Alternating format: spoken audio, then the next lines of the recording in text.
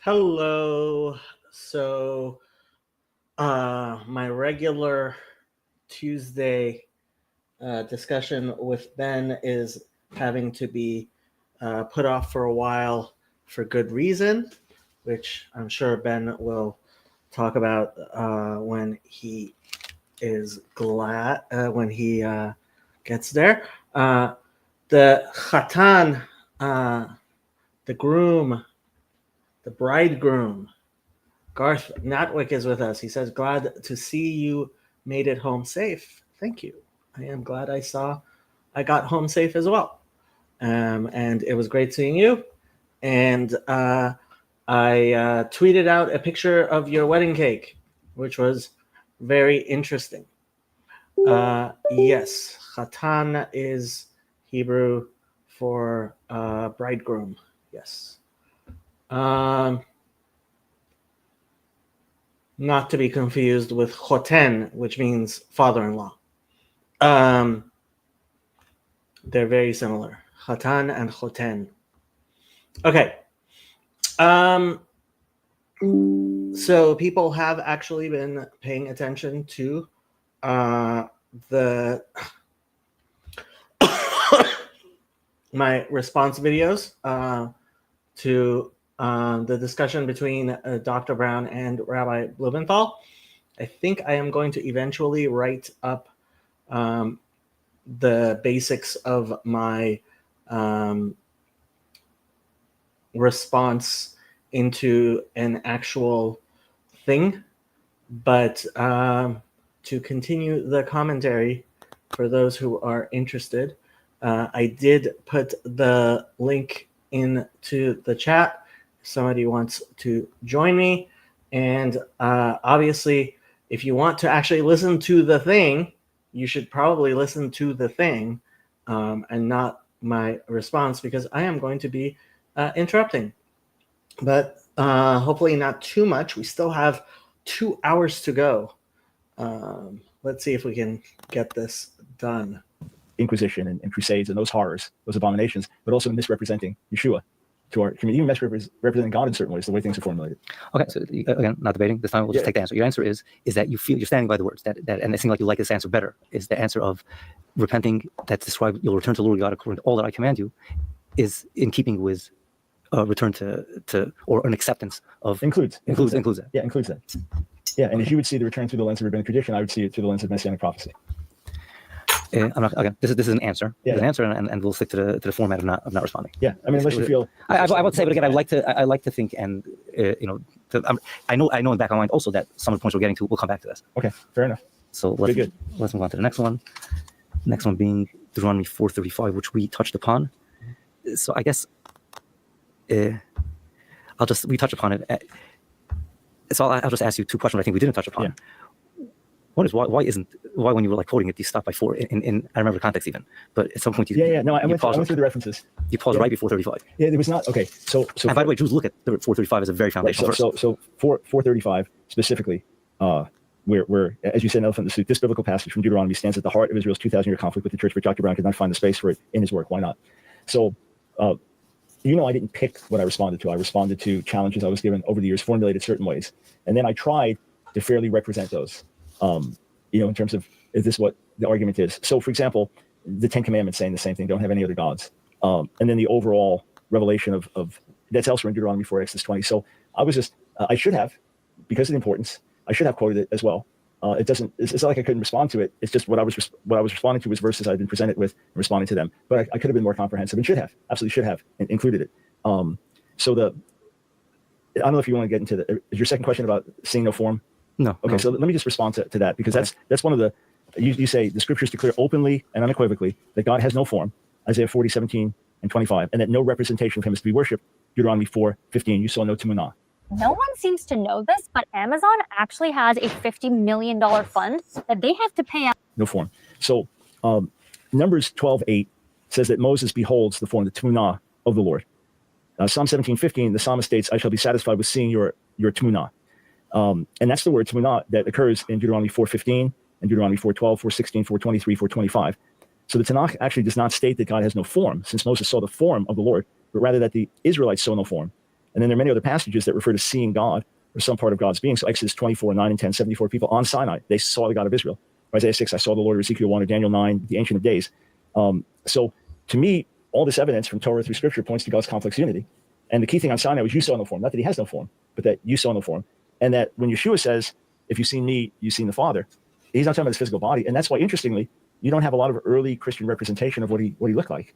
And you don't have iconography until much, much later, with Catholic Church and Greek Orthodox with idols, because the emphasis was that it's the eternal unseen God revealed through him, which is why the New Testament also says no man has seen God at any time. John, what's So again, I mean, we're veering into his Protestant disagreements with the rest of Christianity, right? And the Protestants are a tiny minority, and frankly, I find the monarchical Trinity, where God is God and Jesus is representing God, to be less idolatrous than this view of Jesus as autotheos and the Protestant version of it with the egalitarian Trinity. So an Eastern Orthodox would say that there's no form of the Father, right? And a monarchical Trinitarian would say that it is uniquely the Father who is ase, et cetera, right? Which is less bad than Brown's response, but equally problematic.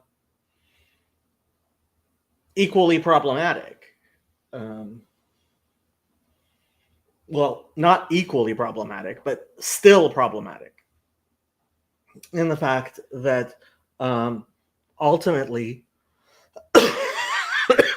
we are told not to place anything between us and God, and even Moses as an intermediary, right, is constantly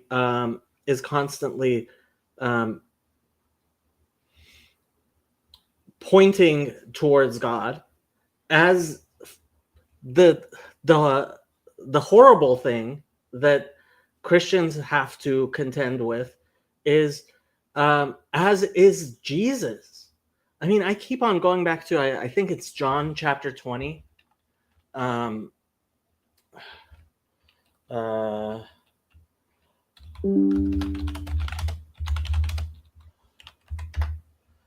20, verse 17.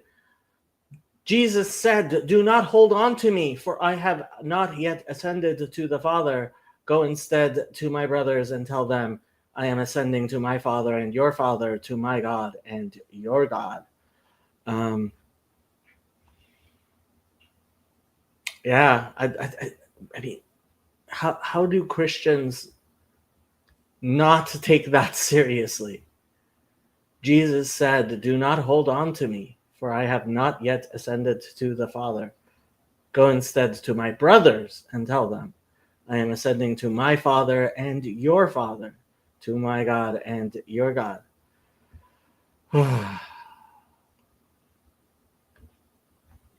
What can I tell you? So the same John's Gospel, where Yeshua says, if you've seen me, you've seen the Father, says no man has seen God at any time. And then Paul, who speaks about God being manifest in human form, says that he dwells in unapproachable light. No one's ever seen or can see him. So the New Testament is affirming that he can't be seen, and yet he is revealed through certain mediums. One of them, the culminating one being through the Messiah. But anyway, the Tamunah thing I thought was important. So I should have worded, not that I believe that God essentially has a form like you yourself don't believe he essentially has a form, but the point is that Israel saw no form. That would have been a more correct way to word it in where it was in Contra Brown. Yeah. Okay. And elephant. Yeah. And if I also wrote the words he has no form. Right. So the question. Yeah. So here. Okay, the point I was trying to make is that Israel saw no form. Right. So what about the nation as a whole at Sinai? Did not they heard the voice? Right. So I agree. If you've been injured in a car accident, don't call an attorney. Use this AI app instead. And when you see Yeshua, you're not seeing God's form either. You're seeing the invisible God manifest through human being. But on Mount Sinai, just so I understand your position, didn't 74 elders, 70 elders plus 70 elders Moses, plus Aaron, Nadab and Abihu, doesn't say they saw the God of Israel and they ate and drank and yet he didn't strike them, indicating that you would have thought he would have struck them. So they did see a form of God on Sinai, did they not? Whatever, again, like you quoted in the book of Numbers, Sumnas Hashem Yavet, he sees the same word like it says in Deuteronomy 4 that you didn't see a tuna, right? So it actually doesn't say over there in Exodus, where is 23? 24. It doesn't use the word tuna, but it could technically be, by the way, over there in Numbers, it speaks about the uniqueness of Moses, that he sees the tuna of Hashem. So they saw something. There's no question they saw something. Whatever it was that they saw, I don't think it touches Deuteronomy 4. And that's the point I'm coming to is, do not see Deuteronomy 4, or that whole passage in Deuteronomy, as foundational to the covenant that the Jewish people share with God. Do you not see that the Sinai revelation is pointed to by the Bible as a definitive teaching on the subject of who we are to worship and who we're not to worship? Sure. You accept that? Yes, wholeheartedly. And that's why we don't make idols. That's why we don't make an idol of a human being or of an animal or anything, because we saw no form. As Protestants, but then you still worship Jesus, which gets weird. I'm not sure, because we're going to touch on this whole subject of idolatry, I'm guessing, as we move on. Or maybe we should jump ahead to it. Okay. Maybe we should. So I'm just trying to remember which one is the idolatry one.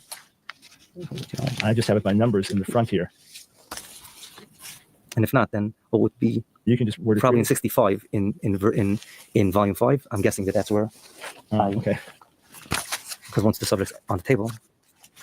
Yeah, and I wrote out most of my answers to the earlier parts, so we'll have to see, but I'm sure I can respond. So objection. Okay, we'll find this here. 65. I think 65. We'll double check.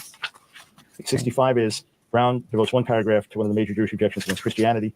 I'm aware additional Jews point to God's revelation in Sinai is recounted by Moses, emphasizing that the people of Israel saw no form on Sinai, including that of a man or a woman. That's my response. Yeah. And then you have the living testimony of Israel. Yeah. Yep, it's 65. I think. Yeah, it's 65. That is 65. Page 238. Because I focus a bit about the oral law business. I believe it's in the context of the testimony. No, not at all. I speak about two points in 65. One is, which I won't touch on now because it's not related to what we're talking about right now. Okay. But the part that we are talking about right now is towards the end of 65. Okay.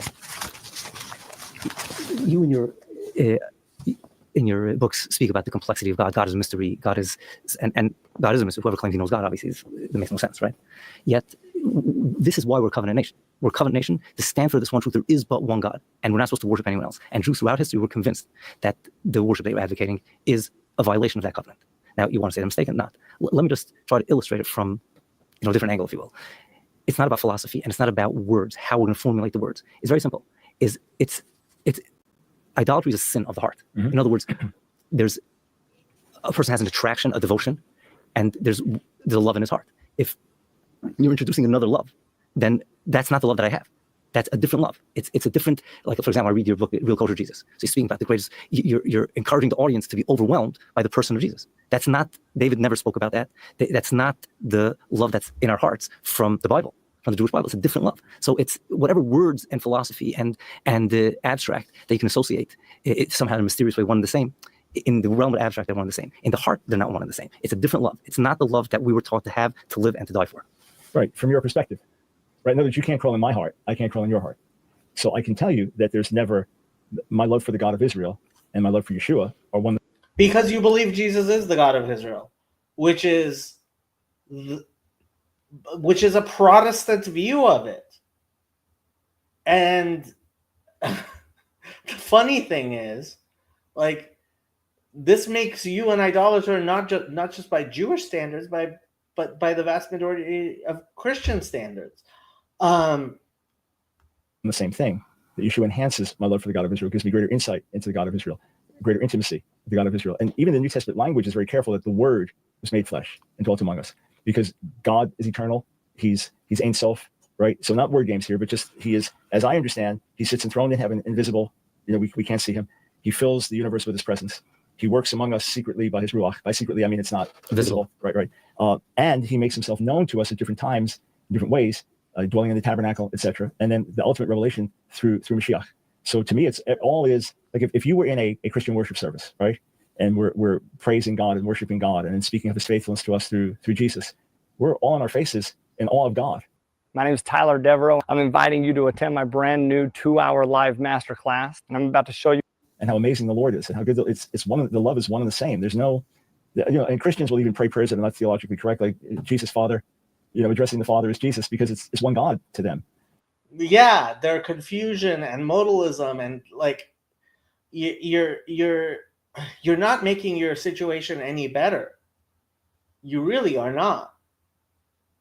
So I fully understand from your perspective where it is, but the Jews that received the testimony in the first century and in the following century, the Messianic Jews, saw this as the God of Israel now coming near to us in a beautiful and profound way because of our ignorance, because of our obtuseness, saying, okay, I'm going to reveal myself. So here we go. By the way, well, I mean, I don't think I speak as fast as like Ben Shapiro, so I don't know what to tell you. But no, they believe Jesus is the God of Israel. I don't. Jesus said in the Greek text, I am the Son of God, like Adam was. So why are you not promoting that? Exactly. Like Christians, like go argue with each other. Like once you figure it out, you can start trying to teach the Jews about our own Bible. But like, it's just so bad. In the clearest way ever, the fullest revelation through Mashiach, and the fullest revelation, a bunch of confusion by a bunch of Gentiles who can't even like. The Christians that have now come, that's how they've come to know and love God. So when I'm talking to my Christian friend in India, Yesu Padam, Jesus appeared to him when he was in his 20s. He was an atheist, alcoholic, raised untouchable, and had. See, I love this. Okay, he was a Hindu, he was an alcoholic, he had all kinds of problems. Okay, so step forward. Yes, God has helped people move towards him through Christianity. I have zero problems with this. This is what Maimonides says quite clearly. Everything sola gloria Dei, right? Everything God created, he created for his glory alone, right? Like even Christianity and Islam and all of the great things that happen, including like through the works of Hinduism. Like I am sure people have become better people through Hinduism and Buddhism and all kinds of things like that, right?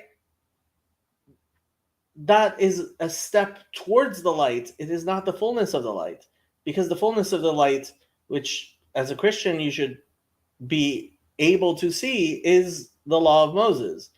Like, but as someone recently told me, there's no question that, and I keep on pointing to this myself, Jesus says, if you believed in Moses, you would believe in me, right? Well, who believes in Moses? And so who believes in Jesus?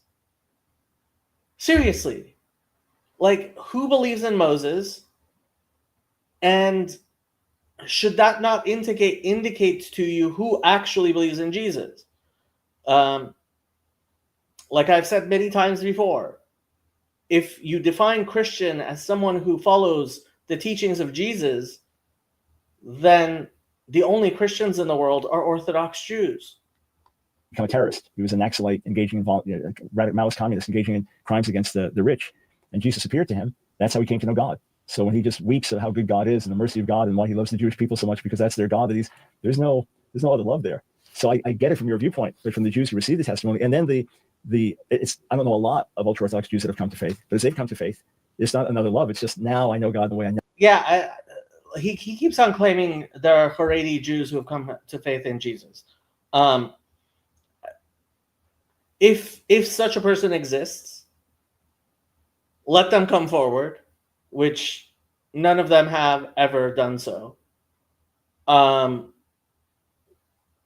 It's like I would seriously, honestly be very, very interested in simply talking to this person, seeing how much Torah they know and how they answer the from a Jewish frame what it means to be a Jew who believes that Jesus is, God forbid, a part of the Trinity, right?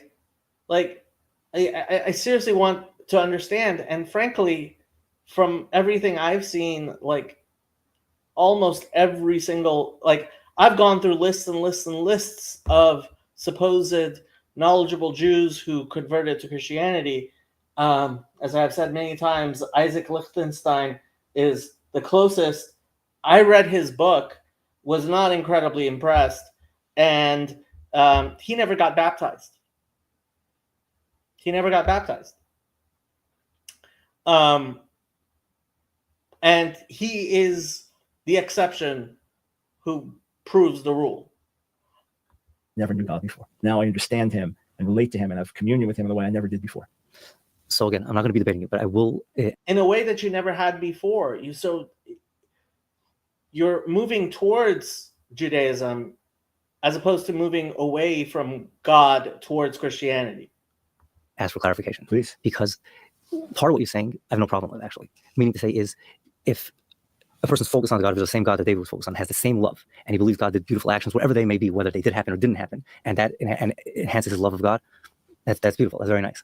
And by the way, I understand that God used many things in the world, including some things that are a mixture of good and bad, to bring good to the world. So but again, reading specifically the real kosher Jesus, that's why I saw it the strongest, is the activities that took place in the human Jesus are, for some people, I understand, they draw admiration. They are type of activities that people could love, whether you believe he's divine or not. You could love that or look up to it, be in awe and reverence of it, because such a righteous person, such a selfless person, such a mysterious person, whatever it is that they see in him, and there's a love over there. And it has nothing to do, maybe you're saying as a side benefit, if the person will go down this path, it will enhance another love.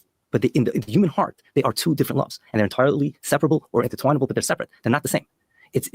Would you consider that love, the admiration that a person has when a person opens the Gospels and he reads the person of Jesus and he's overwhelmed by the unbelievable ethical insight and the whatever it is that draws people's hearts to that man? Would you call that worship of God? An era, boys. Sure. Okay, that's my point. Yeah. In other words, I'm not worshiping the man. This is God. I'm not admiring what an amazing man he was. There was nobody like him. He was incredible. He was incredible because it was God in him. Because it was God through him. It was, that's the whole point. It's funny that our conclusions, where I'm thinking. Is he in a sense like being an historian here? We're about to shake hands. We're completely in two different universes. But that's the whole thing, that God has made himself, when Jesus said, again, if you see me, you've seen the Father. I can only do what I see the Father doing, right? The Son can do nothing of himself, but only what he sees the Father doing. So Christians will actually teach, how do you know the nature of God? How do you know his compassion? How do you know his heart about sickness and disease? How do you know his heart for the poor? Look at Jesus, because that is God in action, revealing himself. Now, again, the idolatry would be to think of a human being as God. That's not it. It's God revealing himself through a human being while still remaining the exalted, unseen God in heaven, which we believe God in this complex unity could do. So maybe help me understand, because to me, you're saying what I believe and it's beautiful. So what am I missing? How is it another love? Because this is the life I lived for 53 years, and it's one love. Let me ask you a question. Yeah. A person look at that picture of scenery over there, beautiful mountains or whatever, right? The beautiful sea. And a person could be overwhelmed by the beauty of that. And again, now, there's nothing wrong with that, by the way. Admiring scenery, right. Whether it could be a neutral act, just admiring and enjoying it. Right. It could be a godly act, even recognizing God's handiwork in nature. God created a beautiful world for us, right? But there is a negative way of approaching that, which is that is so beautiful that it deserves my submission. I should bend to it, and we both call that idolatry. Correct. Both.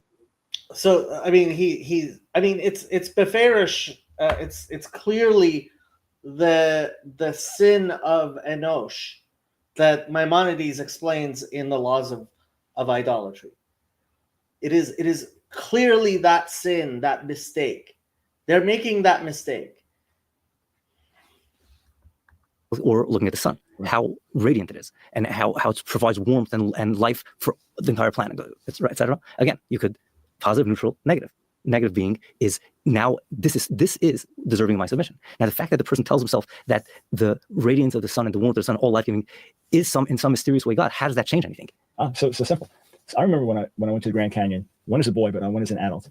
And when I got there, immediately I was so overwhelmed that I had one impulse: to worship God. In other words, there was a revelation of God in nature that stunned me. So you see a sunset and you realize that God made this. God's behind this. So it's not pantheistic. It's not that God is in the sun or in the Grand Canyon, but revealing himself through it, like Psalm 19. Okay. Right? So his ultimate revelation, and now in a personal way, comes through his son, the Messiah. So when Thomas, after the resurrection, says to him, "My Lord and my God," He's recognizing the God of Israel has made himself known through Yeshua, as he made himself known in a temporary way in Genesis 18 through a human form. God and two angels, and Abraham has an extended conversation with him, and then when he's done, the Lord walks away, and then the two angels go on to Sodom. So this now happens in a permanent way. And then when you get to Revelation, the 22nd chapter, so the end of the Bible, it speaks of the throne of God and the Lamb, and his servants will see him. They see one God at the end. It's God and the Lamb, his servants will see him. Or 1 Corinthians 15, the Son submits to the Father that God may be all in all. It's one God revealed through the Son. So that's, in other words, when I'm reading the Gospels, when I'm reading about Paul, right, and maybe the persecutions he endured, I think, wow, that was incredible. Or boy, God gave him some great insights into the Scripture, or things like that. Or John, boy, he really had an insight on God's love. So there's an admiration there. My friend Yesupadam in India, an extraordinary Christian man. I have admiration for him. But that's completely different than when I'm reading the Gospels, and then I'm reading about God revealing himself through the Messiah. So all my affection, all my attitude, any love for Jesus is love for God. It's the one and only. There's nothing. I get it from your perspective. He's an outsider. See, this is like, how do you distinguish between Jesus and the Grand Canyon? The Grand Canyon inspires love of God, is a revelation of God, but your love for the Grand Canyon is somehow different from. I mean, I always go to the burning bush, right? If I throw water on the burning bush and the fire goes out, did I destroy the burning bush? Did I destroy God? Chas v'shalom. Right? Like, Christians believe in this concept of deicide. And I think once you believe in this concept of deicide, right, like you've just lost your path completely. And so when Jesus was killed, right, like something special and different happened from Abel being killed, which I don't see. Like, what is this distinction that you're making? And frankly, I don't think it's a distinction that's even taught in the Christian scriptures. That's why, I mean, I guess Meeps here is one of our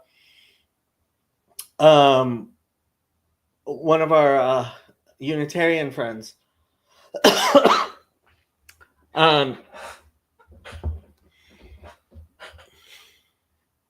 Yeah, not sure what you're asking me, Meeps. But this video will be around for a while, so if you need to slow it down, you can.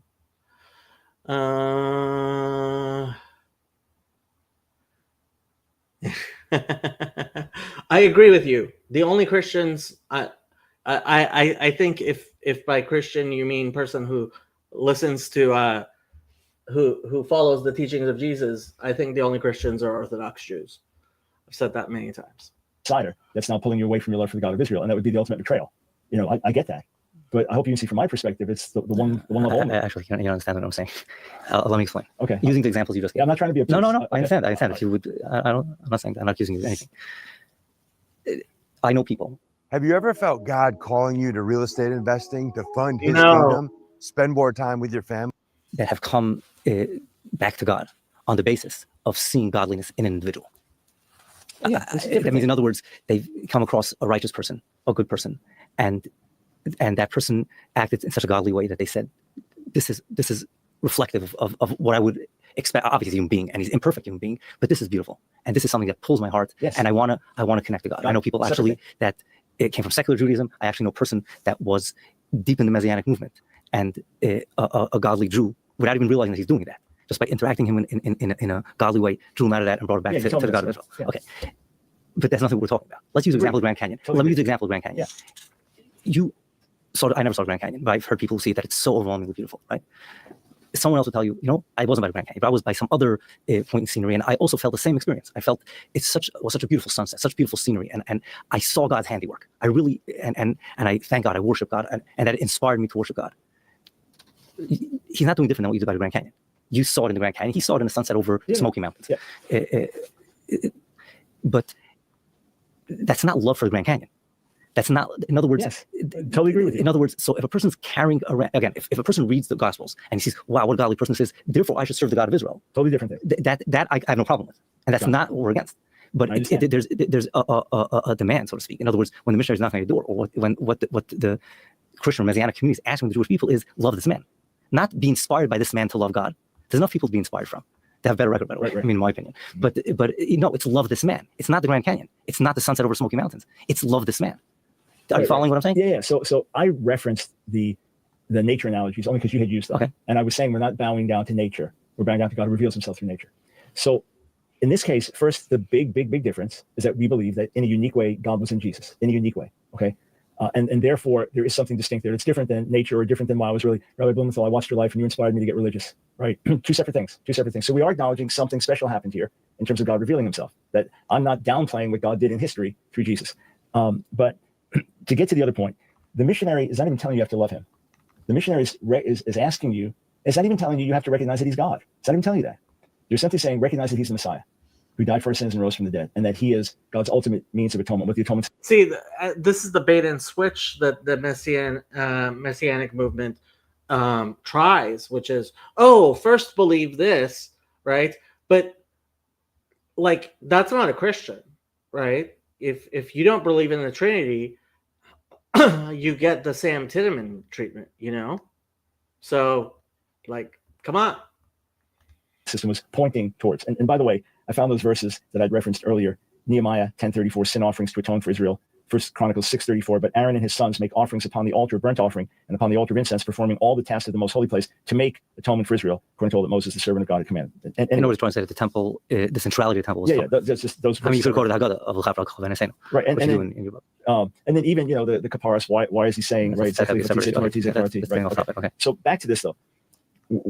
As you understand the Gospels, you'll understand more of how God uniquely revealed himself through Yeshua. But that's not what we're asking you to believe. We're asking you to believe that God sent him into this world, that he is the Messiah, that he did die for our sins, that he did rise from the dead, and to believe that, and to couple your tshuva with that to find that ultimate atonement and forgiveness. Now, as you get to know him, of course you'll love him.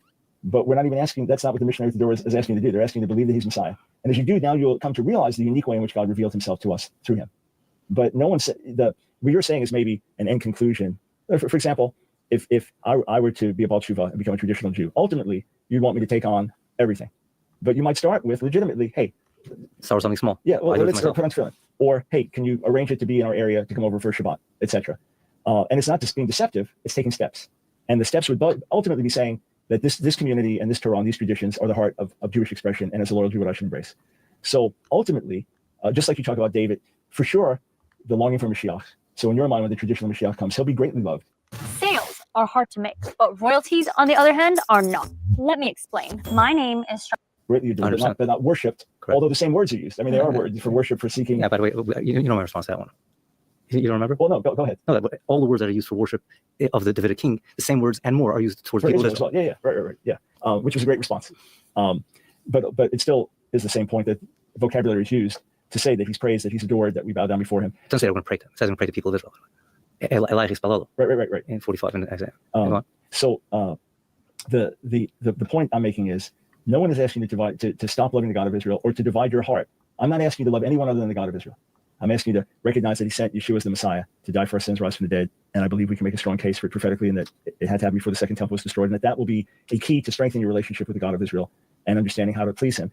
And over a process of time, you'll realize that your love for Yeshua is love for God of Israel in an undivided heart. It enhances your love for the God of Israel. The missionary is not telling you have to love Jesus. Okay, so I think you're getting bogged down on a semantic. I said the word, I use that as an example, or as, from my perspective, the missionary is saying that. But the grand total is, there is another love that's being advocated. It's a love of a human being, whether you call him a human being or not. It's a different love. It's not the same love. It's a love of a righteous person that's being elevated to the status of worship of the divine. And again, from our perspective and from the Sinai perspective. From the Sinai perspective, that's the whole point of Leir Isan Kol Tamuna. The whole point of Leir Isan Kol Tamuna is it's compared to adultery throughout scriptures. What does that mean? Idolatry is compared to adultery, because the way you open your heart to God, you're not supposed to open your heart to anybody else in that way. So I could admire the sunset, I could love the sunset, but not elevate it to that level, not etc. Say, love a righteous person, I could love my teacher, I could love my child, but don't elevate it to that level. So what if God manifested himself to us through Yeshua? So I love God in him. So guess what? If I'll bring biblical proof to what you just said, meaning to say, it's because God says so. He basically said, you did not see an image, which would imply, by the way, that if you would have seen an image, it would have been perfectly fantastic. It would have been the right thing to do. to worship an image or worship him in image form or whatever it might be, but you did not see an image. In other words, when it comes to defining, and again, that is the point of Sinai. Actually, several points of Sinai. But one of the points of Sinai is this is a definitive teaching the Bible's pointing here. Again, going back to my first argument, this is what the Bible's pointing to, is directing worship, who we are to direct our worship to. So when the 74 saw the God of Israel on Sinai, they should have immediately said, this is somebody else, because we didn't see a form. Answer, very good question. First of all, very good question. And I acknowledge, very good question. And there's, throughout Scripture, like you pointed out, I saw the Lord God in Isaiah 6, right, or Ezekiel. And that is the image of God in the end of Ezekiel 1, etc. Fine.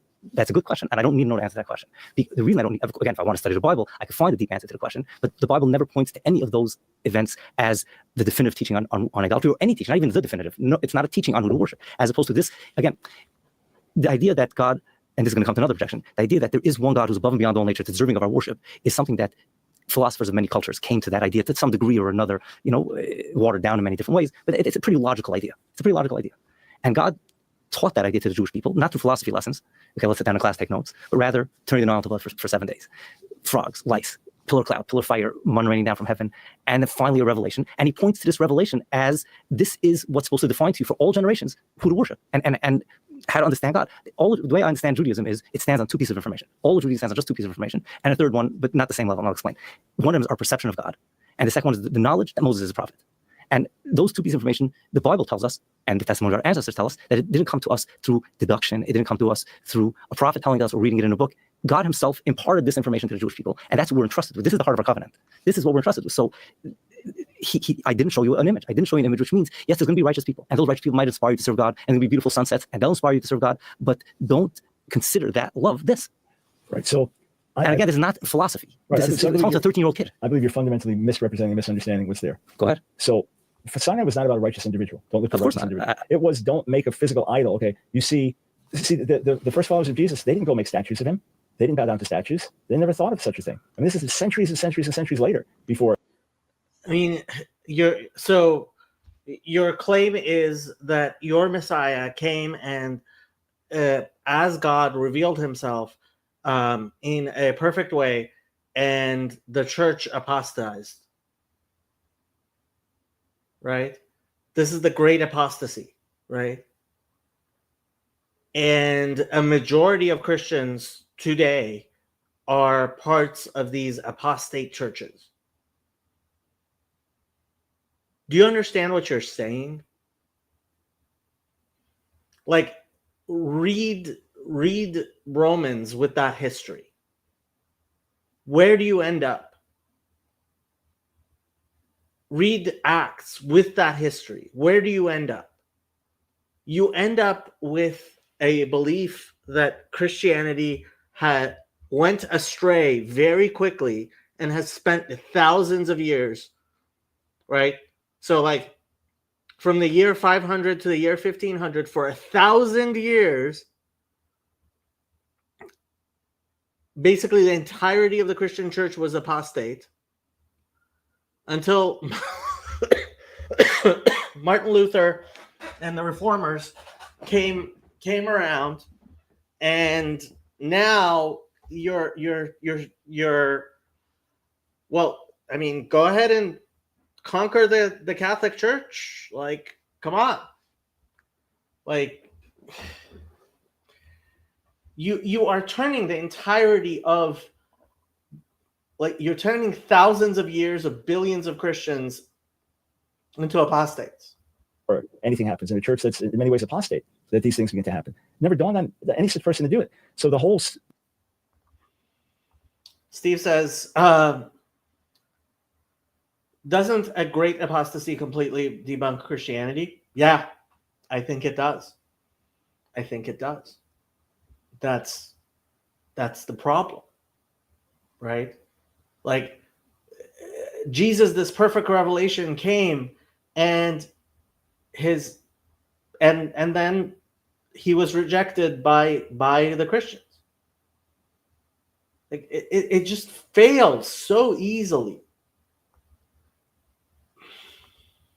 It's explicit. So don't make a statue because you didn't see a form. That's the whole point.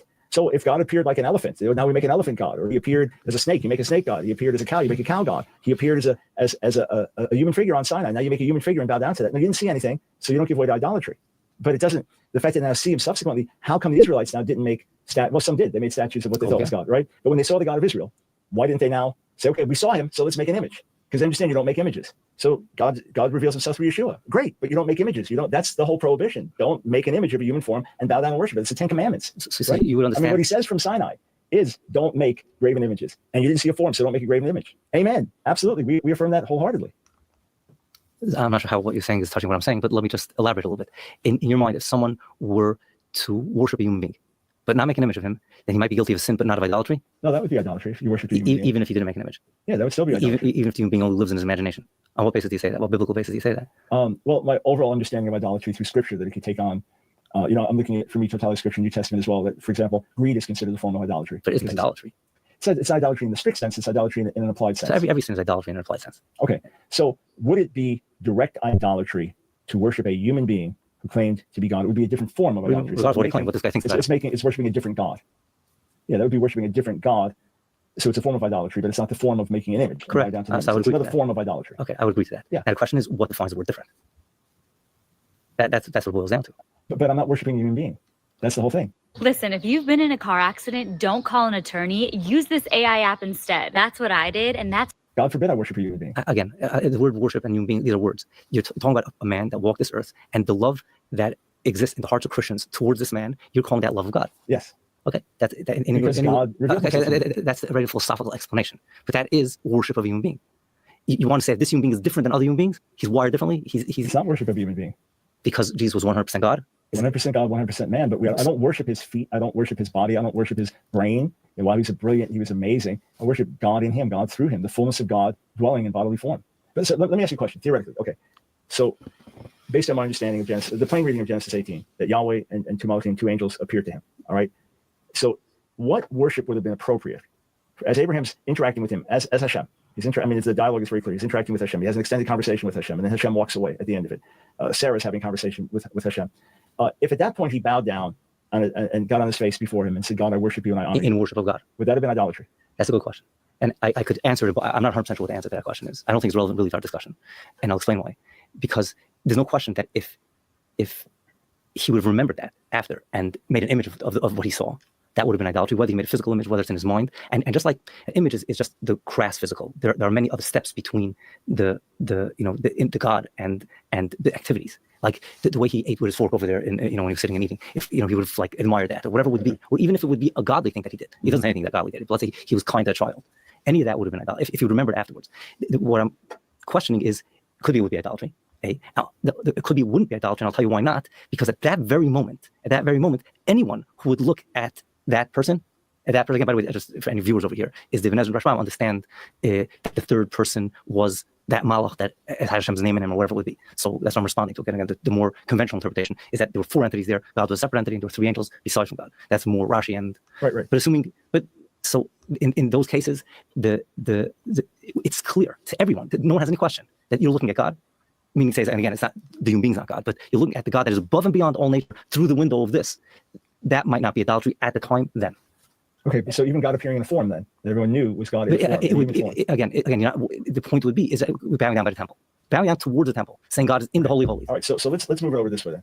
The revelation of the fullness of God in Yeshua was not something fully recognized by his disciples, and not fully recognized until after his resurrection and even his ascension. I believe that's as there's more and more realization of who he is.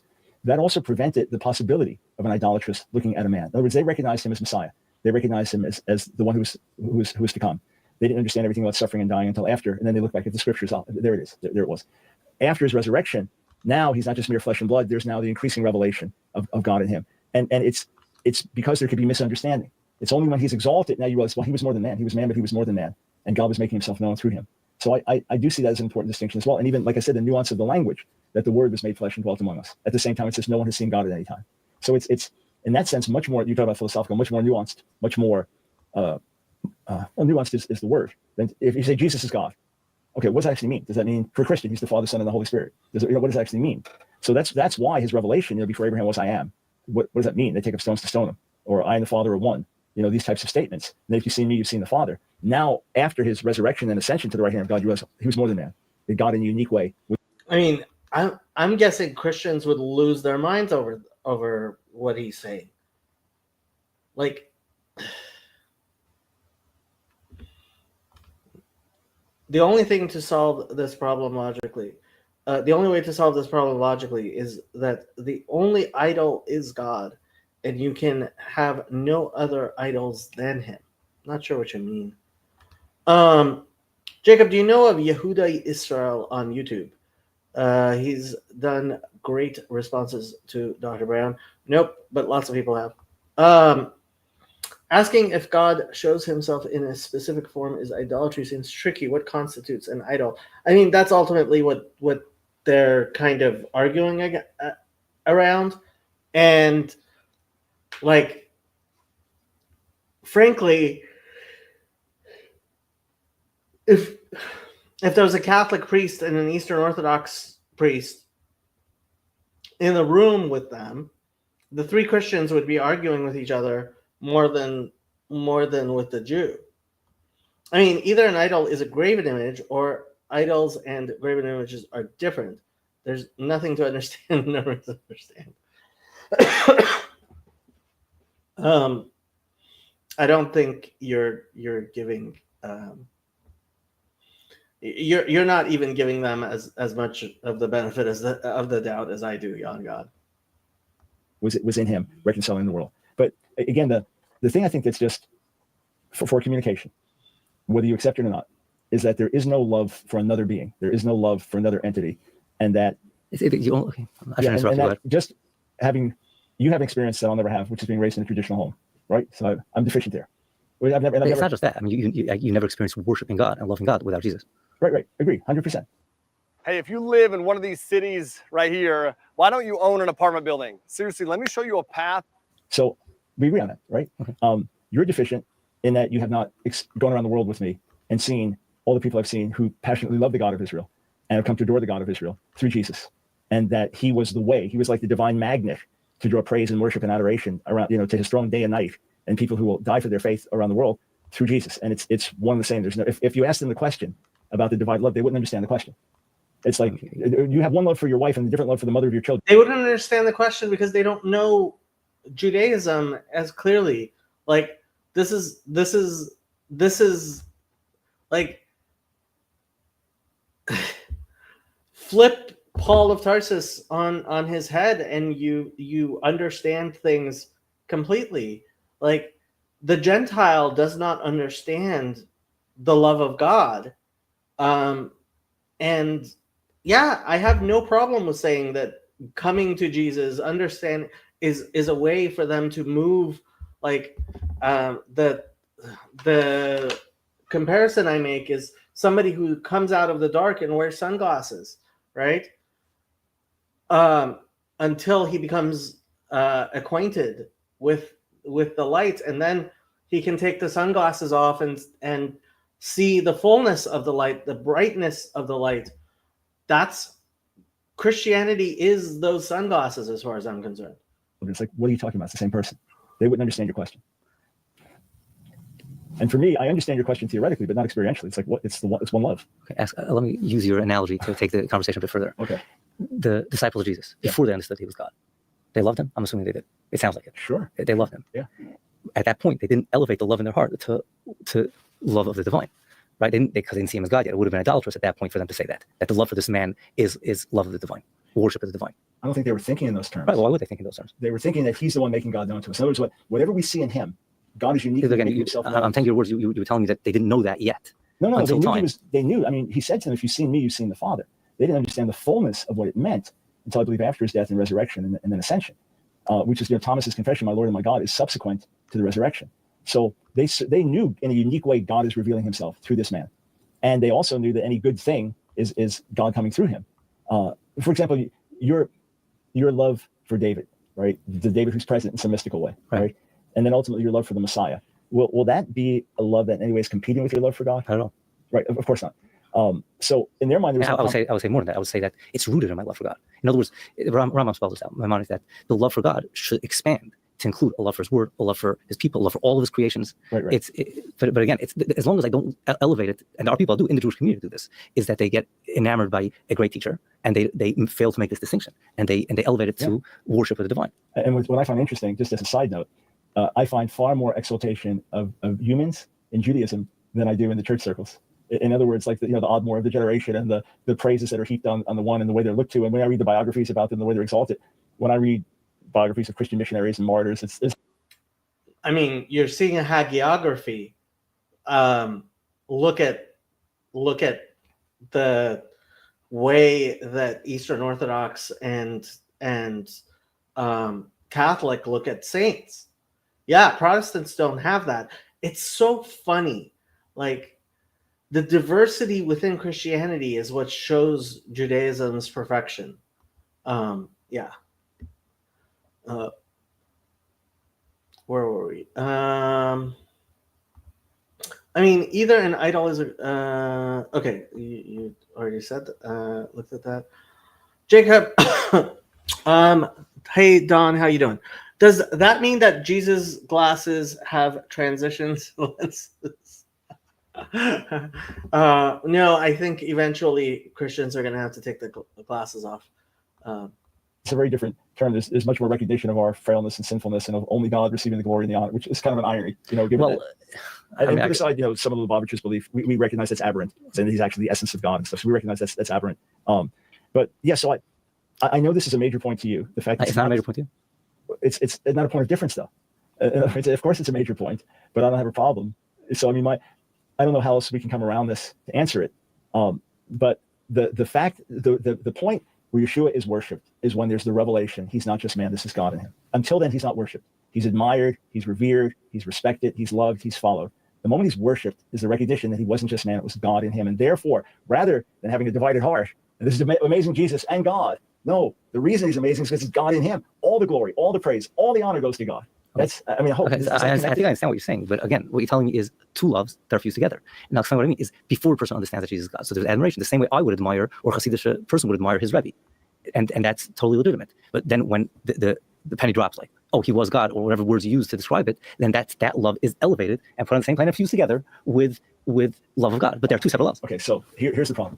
Number one, we just went through a historical process of what happened with the disciples. And when did it go to worship? Only when they recognized he was really God. So it doesn't go to worship. Here's how you can end any fight in seconds with this nearly indefensible move that I'm going to show you right now. You only worship. But again, the point I was talking about earlier was that what they took was a love that could be applicable to any person, technically, if I believe that about a person. Right. No, they loved him in a way that was unique because he was the Messiah and because of the revelation of God in him. When they come to fully realize who he is, then they fully worship, because you only worship God. You only worship God. That love is only for God.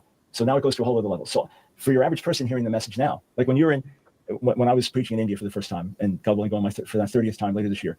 So one of the Christians was telling me that in Hinduism, if you say God had a son, that means that the different deities made it and produced an offspring. They don't understand that. If you say God came down to save us, that they understand, because they have their wrong views about Krishna and other divine manifestations. Now you're going to tell them the truth, right? So they're hearing out of the gate the deity of Jesus. It's not. I just went through a historical process with the disciples. Your average person here, a Jewish person hearing it, they've already heard this belief that Jesus is God, right? So you're hearing that out of the gate. But we only worship God. God is the only one worshipped, the only one adored, the only one who receives that love. So last thing, use your analogy of someone sees a righteous person, right? And it creates a spark in them. Oh, there must be a God. There must be, so I have incredible admiration for you. And then that sparks me to start living a traditional life. And now, oh, God is real. God is real. So I had an admiration for you. And now that sparked true understanding of God. So the difference with the disciples is that Yeshua himself is the Word made flesh, and God revealing himself in a unique way.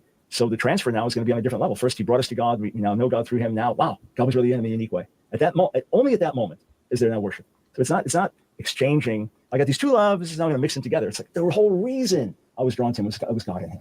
The whole reason that I was so attracted to him, it wasn't just him, it was God. Now I get it. Now I see it. So it's the exact opposite of idolatry. It's only when I recognize the activity of the one true God, the invisible God, made himself known through man. Now I get it. Now my full worship goes in the direction it should go. Okay, there's a lot more I have to say on this, and actually there's a lot more I actually wrote on the subject already. But I will ask you one more question, just because I want to get to more topics. Yeah. And a simple question is yes or no. Yeah. Imagine a person who finds a holy person, and whatever it is that you believe about Jesus, he believes about this person. He's mistaken, he reads all the Bible wrong, whatever it is, he made technical mistakes in his analysis, and maybe even wrong on his read on the person. But he loves the person to the same degree that a Christian would love Jesus. He admires him, and he worships him the same way a Christian would worship Jesus, sincerely believing everything you believe about Jesus, about this person. Would you say this person's an idolater, or he's making a mistake? Just a simple mistake, a bad mistake, but he's not an idolater. He may not be an intentional idolater, but in one way or another, he's an idolater, in that other form of idolatry. Yeah. You would, and this is, I mean, this is a Talmudic question. Like, I don't see how Brown doesn't see how he defeats himself in this way. Accept that that's yes, 100%. 100%. Look, in one of my books, I present it. Like, why is this any different than saying Guru Maharishi is God or this incarnation is God? Why is it any different? To a Jewish person, that's how it sounds. So I get it. So it doesn't. Okay, I wasn't planning to go further, but I didn't expect you to say this answer. But the point would be is even if all that love is only there because I really believe it's coming from God, you'd still consider it idolatry? It's misplaced. You're still worshiping a man as God. 1 second. If I understood you correctly, would it be any different? If I would have to advocate your position, as up until a minute ago, I would have said that Dr. Brown believes that because the love of this person, he believes it's coming from God, so that is worship of God. But you're telling me no, it's because, not just because I believe it's coming from God, I mean, in my little mind it's coming from God, but only because it's actually coming from God. Yes, if it's not truth, then what are we following? For example, if someone gives me their articulate reason why they have a golden calf in their backyard and that they are worshiping the God of Israel through their gold, it's still idolatry because it's not truth. Yeah, so the fact is God came through his son. That's fact. So in that person's heart, how many loves are there? I can't say. Why not? Because he has love for God. He has love for this person. And he believes in his mind to always maybe end. one love, but maybe why would you call that one love? Because the minute you'll tell him the truth, imagine if his eyes are open, pop, that love goes away. Because love for God will still be there. It's possible that he's loving God rightly through that person because that person is not Yeshua. That person does not bear the image of God in the unique way that Yeshua does. So therefore, he may have one love. In other words, his love for that person is his love for God because he thinks that person is God, right? But it's a misplaced. He has a wrong, distorted view of God because that person does not rightly represent him. So he may have one love, right? I've got no problem. He's got one love. In other words, when he bows down and kisses the feet of Guru Maharishi, he's kissing the feet of God. That's what he believes. But it's a wrong love. It's a misplaced love. It could just be one though, but it's a misplaced wrong love. It's only because he has a bad picture of God. Yes. How about maybe he has a bad picture of the person? Meaning to say is he really has a great picture of God. It's just that he thinks, he didn't realize that the person did some bad stuff when he wasn't looking or whatever it was. But he cannot have a right view of God through that person if that person is not Yeshua. He's going to have a distorted view of God. I mean, look, I could come up with all kinds of again, okay. I'm willing to let it sit here. Okay. I'm willing to let it sit here. We'll take it up further. Two loves. And this is, okay, there's a lot more to talk about. There's so much more I wrote about this. Yeah. But you just have to, just like I can't climb into your skin. And we tried. I mean, we tried to understand each other's arguments adequately. And one of the early exchanges we had, you said something like, in my mind, my argument is like this massive mountain. It's a letter. I wrote, it's called Letter to Ariel. Yeah. It's an article I wrote. Okay. I think it's a very foundational article. I'm saying because that's how we all work. I think very important to know that. So I come up with the most brilliant argument ever, and you think it's idiotic, and you hit me with your best shot. It's like, what was that? That was silly. So, can you try to get in my shoes, where it's impossible for me to separate the idea of love for Jesus from love for God, where it's not even an option. It's this one love, where I see God in action and God manifesting Himself, and when I bow down and worship and tell Him how much I love Him, there's no dichotomy, there's no separation. It would be the most bizarre. I'm not accusing you of having a separation in your mind. That's not what I'm saying. Right, but okay, that's not what I'm saying at all. So all of your two love stuff to me, you realize is like meaningless. No, you don't understand. If that's what you think I said, then you understand. No, I'm saying the way you present it, I'm not asking you to have two loves. I'm asking you to have one love. You're using the words one love. I'm pointing out that you're using words to describe something that is actually two loves. It is actually two loves. Whether you like it or not, it's two loves. From your standpoint, but not from mine. Right now, it is a time. It's so crazy to me that he seems to be like, I mean, he seems to understand that we're coming from very different places, but he doesn't seem to understand that we're coming from very different places. I mean, it doesn't matter to me. Like, I don't even know how to respond to this.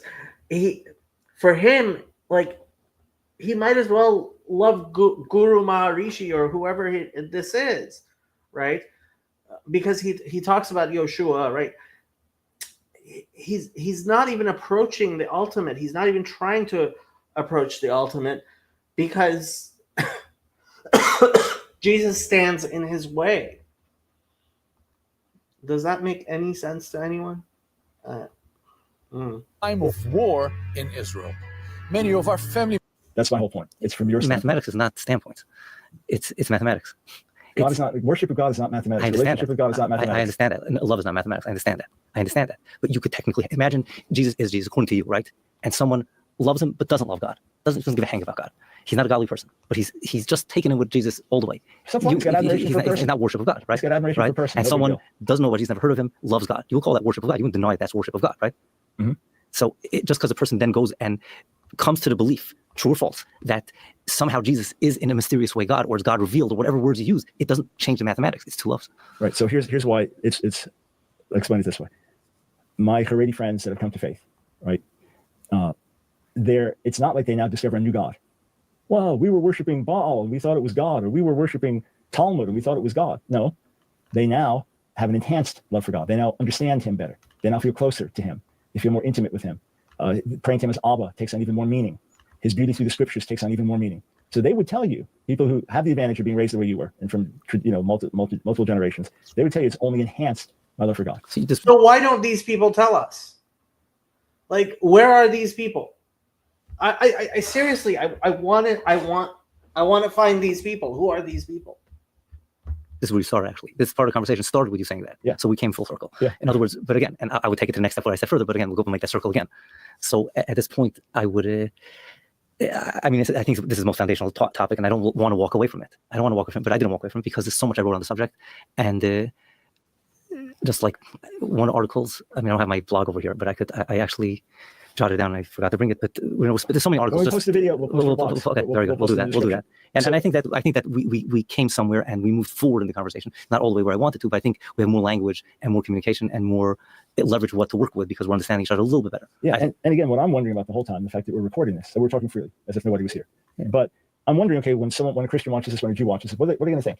How are they going to react? What are they going to think about what you said, what I said? That's what I'm curious about. Not who wins. We're not trying to win here. We're trying to understand and lay out. I know the answer to the question, but other Christians are going to think you won. The Jews are going to think I won. Well, no, but I don't even mean one. I didn't even mean that. I mean, how are they going to hear what we're saying? And again, the Jew will hear much better what I'm saying, and the Christian will hear much better what you're saying. Right. Okay. Because what you just mentioned before. So if we come back to mathematics, all right, you're saying you got 1 + 1 is 2, two different loves. I'm saying you got 1 now multiplied by 3 or by 5 or by 10. No, it's an intensifying of the 1. The intensifying of the 1. Yeah, okay, so that's where the conversation started, and my first response to that was that I understand that that's also happening, and I acknowledge that and I have no problem with that. But there's something else going on, and again, that's where the conversation started, where it went. Got it. And so we move on. Okay, this was a side track. So another way we discuss things and the plan of attack. And I thought, okay, well, you'll ask your question, I'll answer. If it's not clear, we'll go back. So I didn't envision this. I'm so glad. I didn't envision this either. Right. I didn't envision this. I thought more will be answers, and maybe I'll ask for clarification, and we'll cover a lot more ground. We're barely through this. But I do believe this is a foundational text and a touch. Again, the whole idea of Deuteronomy 4 is the touchstone of what a Jew stands for. And in my mind, and I believe this is not just, I'll talk for myself, is that this is a touchstone of the Bible, of what the Bible is pointing to, and it's not just a little game of semantics. But I will leave it and move on to the next one. Can I just one thing. So from our early historical sources. Skip, I know you hate me because I am always asking you for help, but I have to do that. So if you look at the book of Acts and then you look at the earliest Jewish writings and the earliest Christian writings, etc., you might. Hey, Jason, jump on. Are we allowed to place bets on Dr. Brown's Haredi friends being fake? So I think he thinks his Haredi friends are actually Haredi friends. I think his Haredi friends are probably people who may have grown up in a Haredi environment are not particularly religious people looking for an excuse for practicing Judaism easy, or maybe people who in various ways aren't they're not going to be upstanding members of the Jewish community who, through their love, this is what it goes back to for me, to the very beginning, right? Yeah, I literally can't imagine someone with a robust Jewish education joining Dr. Brown's weird neo-Protestant sect.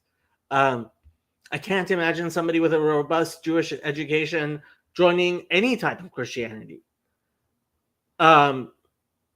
Even Eastern Orthodoxy, which I think is the most robust and Jewishness friendly, partially because of its interaction with Islam and Judaism in the Middle East, et cetera, et cetera, et cetera.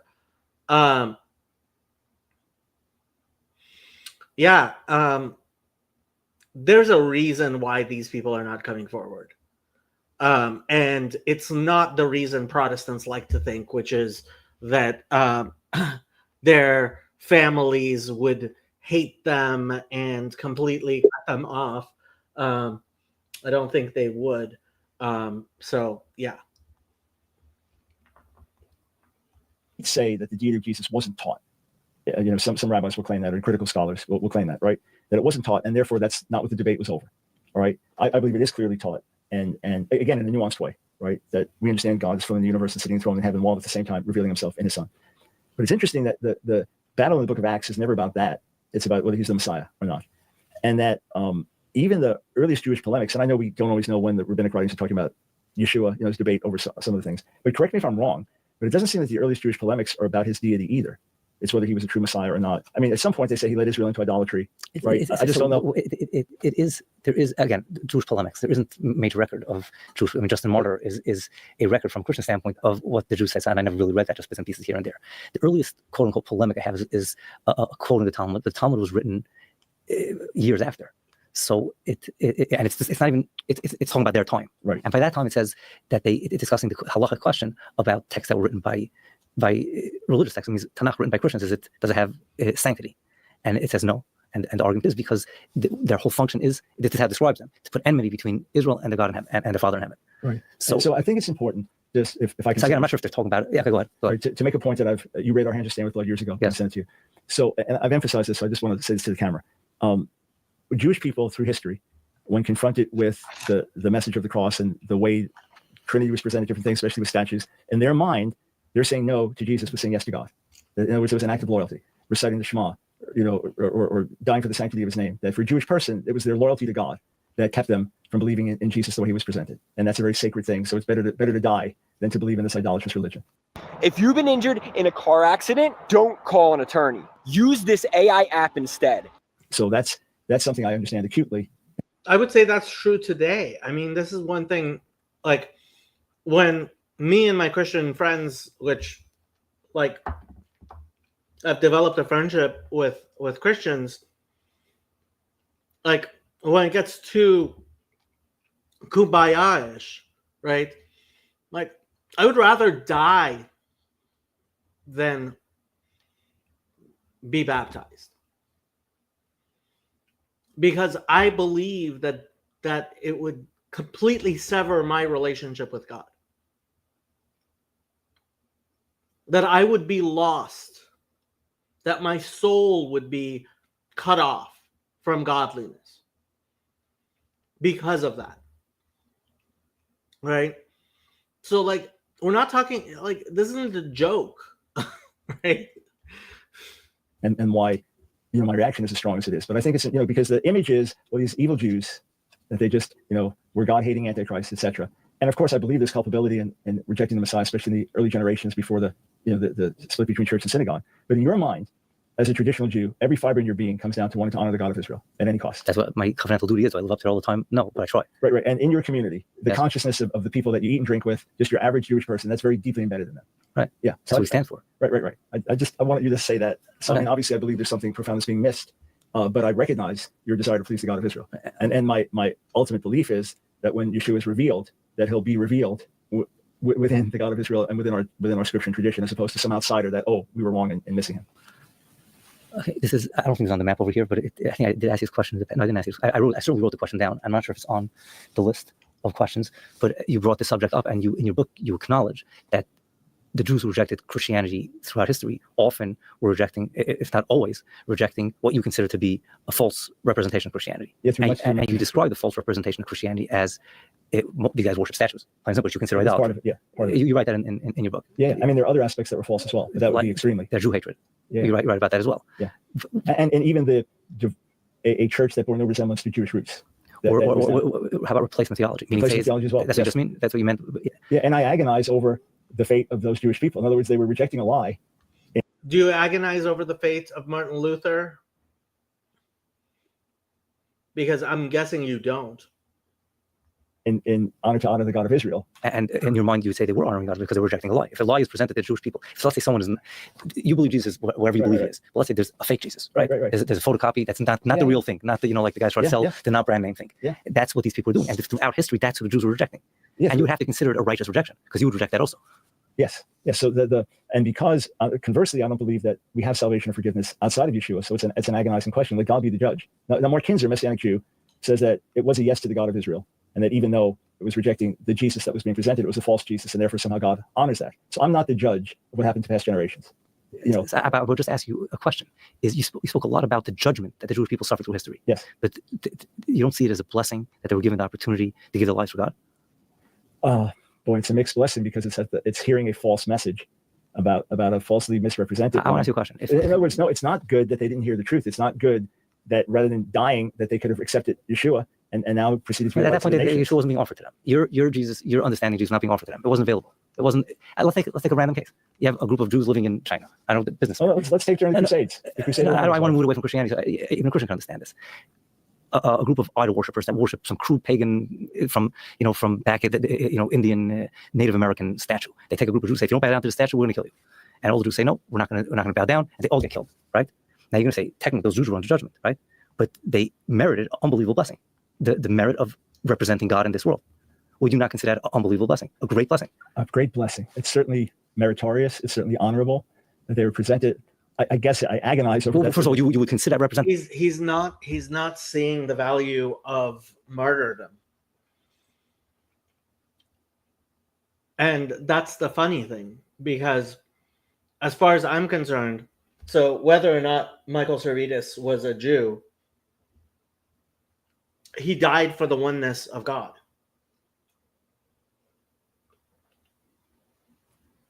And therefore I can say that I view him as a holy martyr. May God avenge his blood. Now, and frankly, so let's say Muslims who were killed by Hindus, right?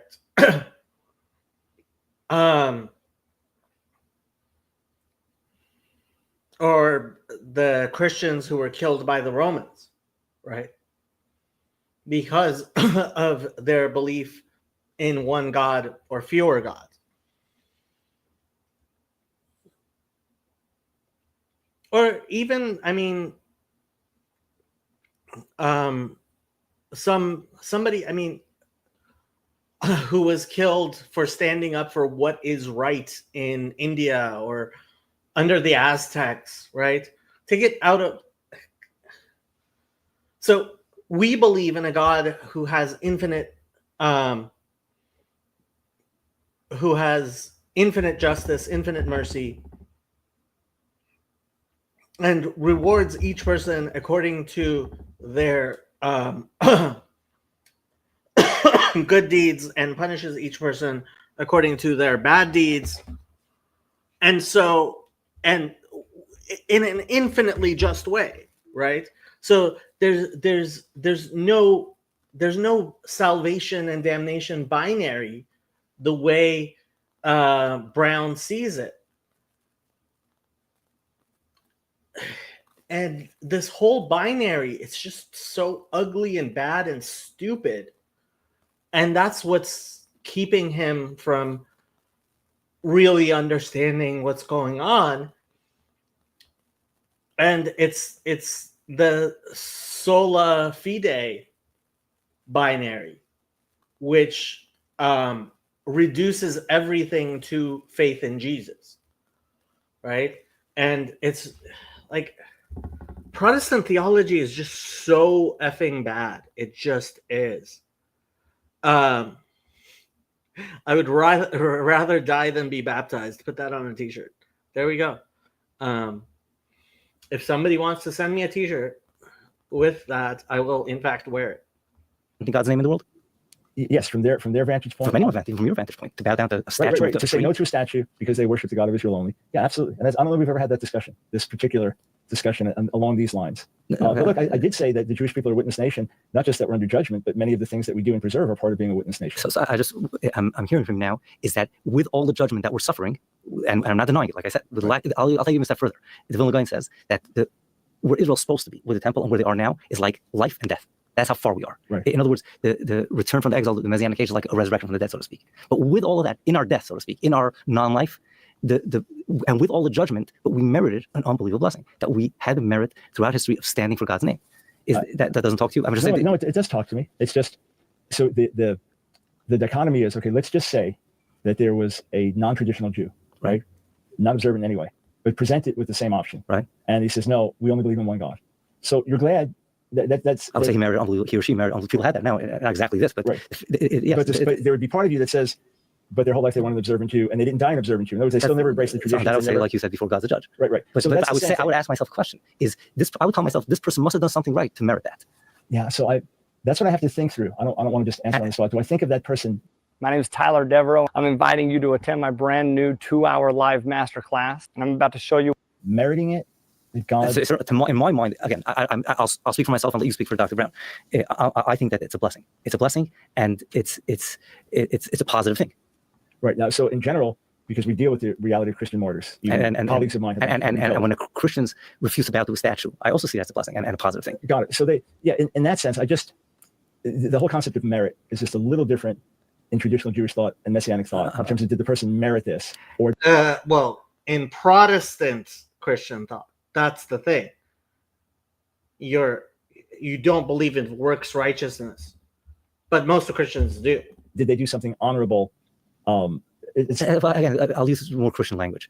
God was with them somehow. Yeah. Yes. It's using the word merit. It's the word merit. I'm just trying to... Okay, I realize the word merit has some connotation to Christians, especially when Christians think about Jews, how Jews read the word merit. Right. God was with them somehow. God was with this person. Yes, in some sense. And they made... And look, again, God is a judge. There are atheists who are incredibly kind-hearted that had some traumatic experience where it seemed God failed them, and they have absolutely sure there is no God, but they're some of the kindest, most gracious people, and live by many biblical ethics and put some hypocritical Christians to shame, right? God's their judge. I still see them as lost without the Messiah, without forgiveness from God. I mean, there's still no, let's say there's no tshuva in their lives, but they've been always a kind person. So the final judgment, I'm glad it's God sitting there. So I still mourn the fact, here, look, I'll just put this on a completely different plane, just a totally different universe. My wife and I talk about it. Say a Hamas terrorist that gets killed. I'm glad that he's not there to kill others. It's a waste of a life, someone created in God's image and raised in a certain way that's all he knew. Now, everyone's still responsible. He's still a murderer, right, for what he did. But there's a loss of a life there. So ultimately, everything in you wants people to experience the fullness of God through Jesus and forgiveness of sins and that intimacy, and know that they know that the slate is clean. I desire that for everybody. I've prayed that for you many times. I'm sure you prayed for me. So I still grieve that was known, but of course I admire the courage. Of course I could read the story. Look, I could read about Rabbi Akiva's martyrdom. So he follows the false Messiah. But I still find admirable the accounts, whether they're apocryphal or real or not. Those things I still appreciate that devotion that was there, even if there was something misguided. So I can appreciate that. Yeah, and I can say in some sense God was with him. Sure. Yeah. Okay, where you speak towards the beginning of your 5 volumes, and you tell the audience that the more, read your words, the more religious a person is, the more time the person spent learning in yeshiva, a school for traditional Jewish studies, the more biased and distorted that person's views will be concerning who Jesus is, what he taught, and how his followers lived. Now, the question is what the Jewish Bible teaches. And if someone, now I know your idea is that if someone learns in yeshiva, have a distorted view of the Jewish Bible. And that to some degree is partly true, but in this context, it's basically irrelevant. But don't you see how much more it happens? And you're busy combating that in the Christian world, there's a distorted view of Judaism and Jews, starting from the Christian scriptures. And let's say I'm going over here. I don't understand what you wrote over here in volume 4, 25, when you're speaking about the ethical teachings of Jesus. And you use words to indicate as if this would be a foreign thought to traditional Jews. Like you have, I'll quote the words that you have. Traditional Jews will need some level of reorientation to implement these moral teachings. Yeah. So what is that supposed to mean? Yeah. So let me respond in order, and if I miss something, come back. So obviously, if the yeshiva traditions are the right traditions, then you have the benefit of growing up with those traditions. If they're wrong in certain ways, then because it's such an immersive environment, the amount of time you study every day and the closed way in which you learn, it's really not like your very, very religious view is not on their cell phone all day, not searching the internet. I mean, they're in an environment where they're studying 10, 12, 14 hours in a day.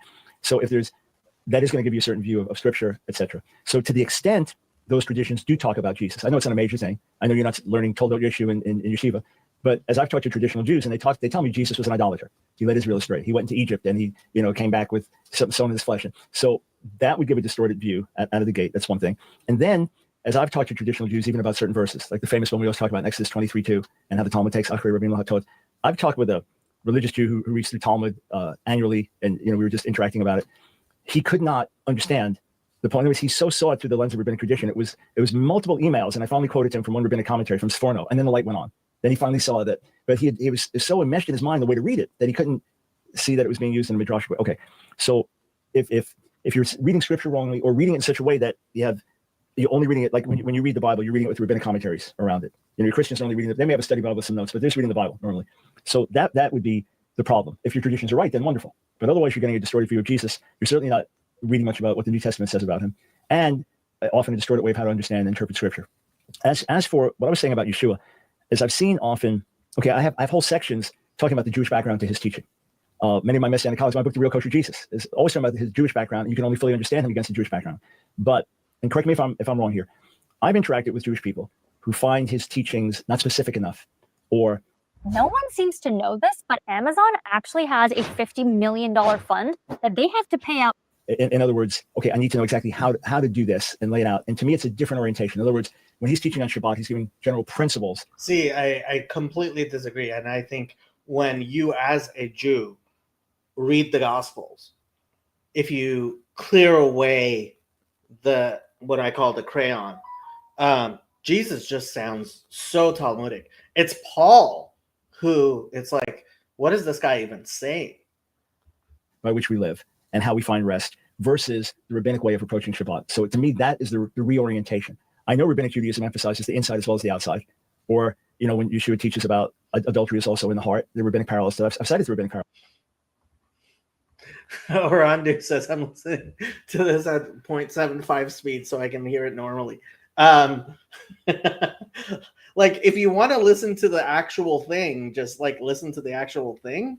I don't know. Yeah. Does he think that if Jewish people believe that Jesus was a righteous man, they would somehow make the leap to believing he's God?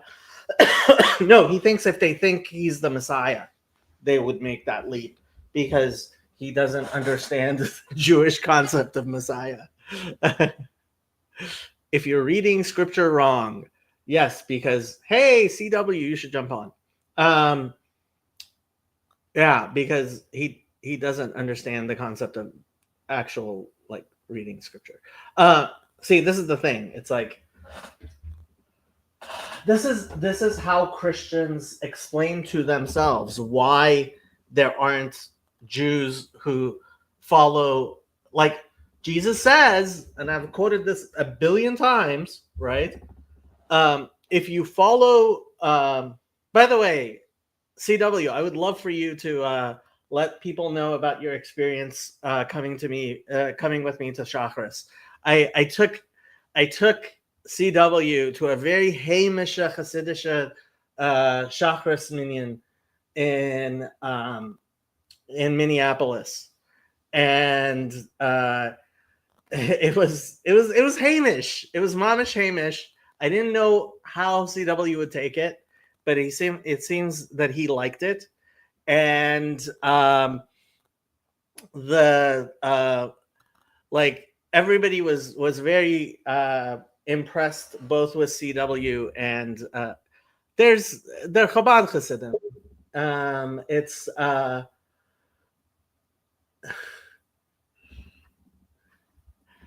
I have a guest, maybe.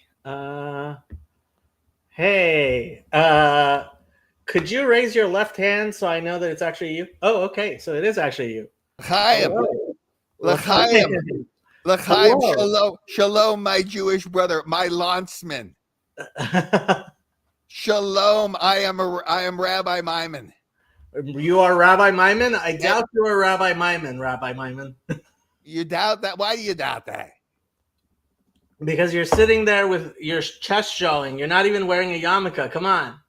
But God is always around me anyway. I don't need to be reminded. I'm surrounded always by the holy forces. I see. So I have the Tanakh upstairs. You're You are an interesting guy, my friend. How'd you find my channel? Well, I was told that this is a Jewish conversation. Kind of. Most of the people who listen to this are actually Christians. Well, what is your topic? We are listening to a discussion between Dr. Michael Brown and Rabbi Israel Blumenthal. Dr. Michael. Now, is he a Jew for Jesus? Yeah, he's a Christian. Yeah, Dr. Michael Brown is a Christian, and Rabbi Blumenthal is a rabbi. Now, why don't Christians in your audience just become, because Jesus, as far as I know, was a Jew. I agree. Why don't they just become Jewish? Why don't they convert? Because they're lazy. They're lazy, right? That's right. Judaism takes what? Yeah. Yeah. Judaism's hard work. But what's their excuse though? They don't want it. Are they the pro? Are they better be pro-Israel? Well, most of them are. So my friend Nathaniel apparently knows you. Are you famous? No. Then how does he know you? Maybe famous in certain streams, but I'm not famous. Which streams are you famous on? I don't know. Honestly, I don't think I am.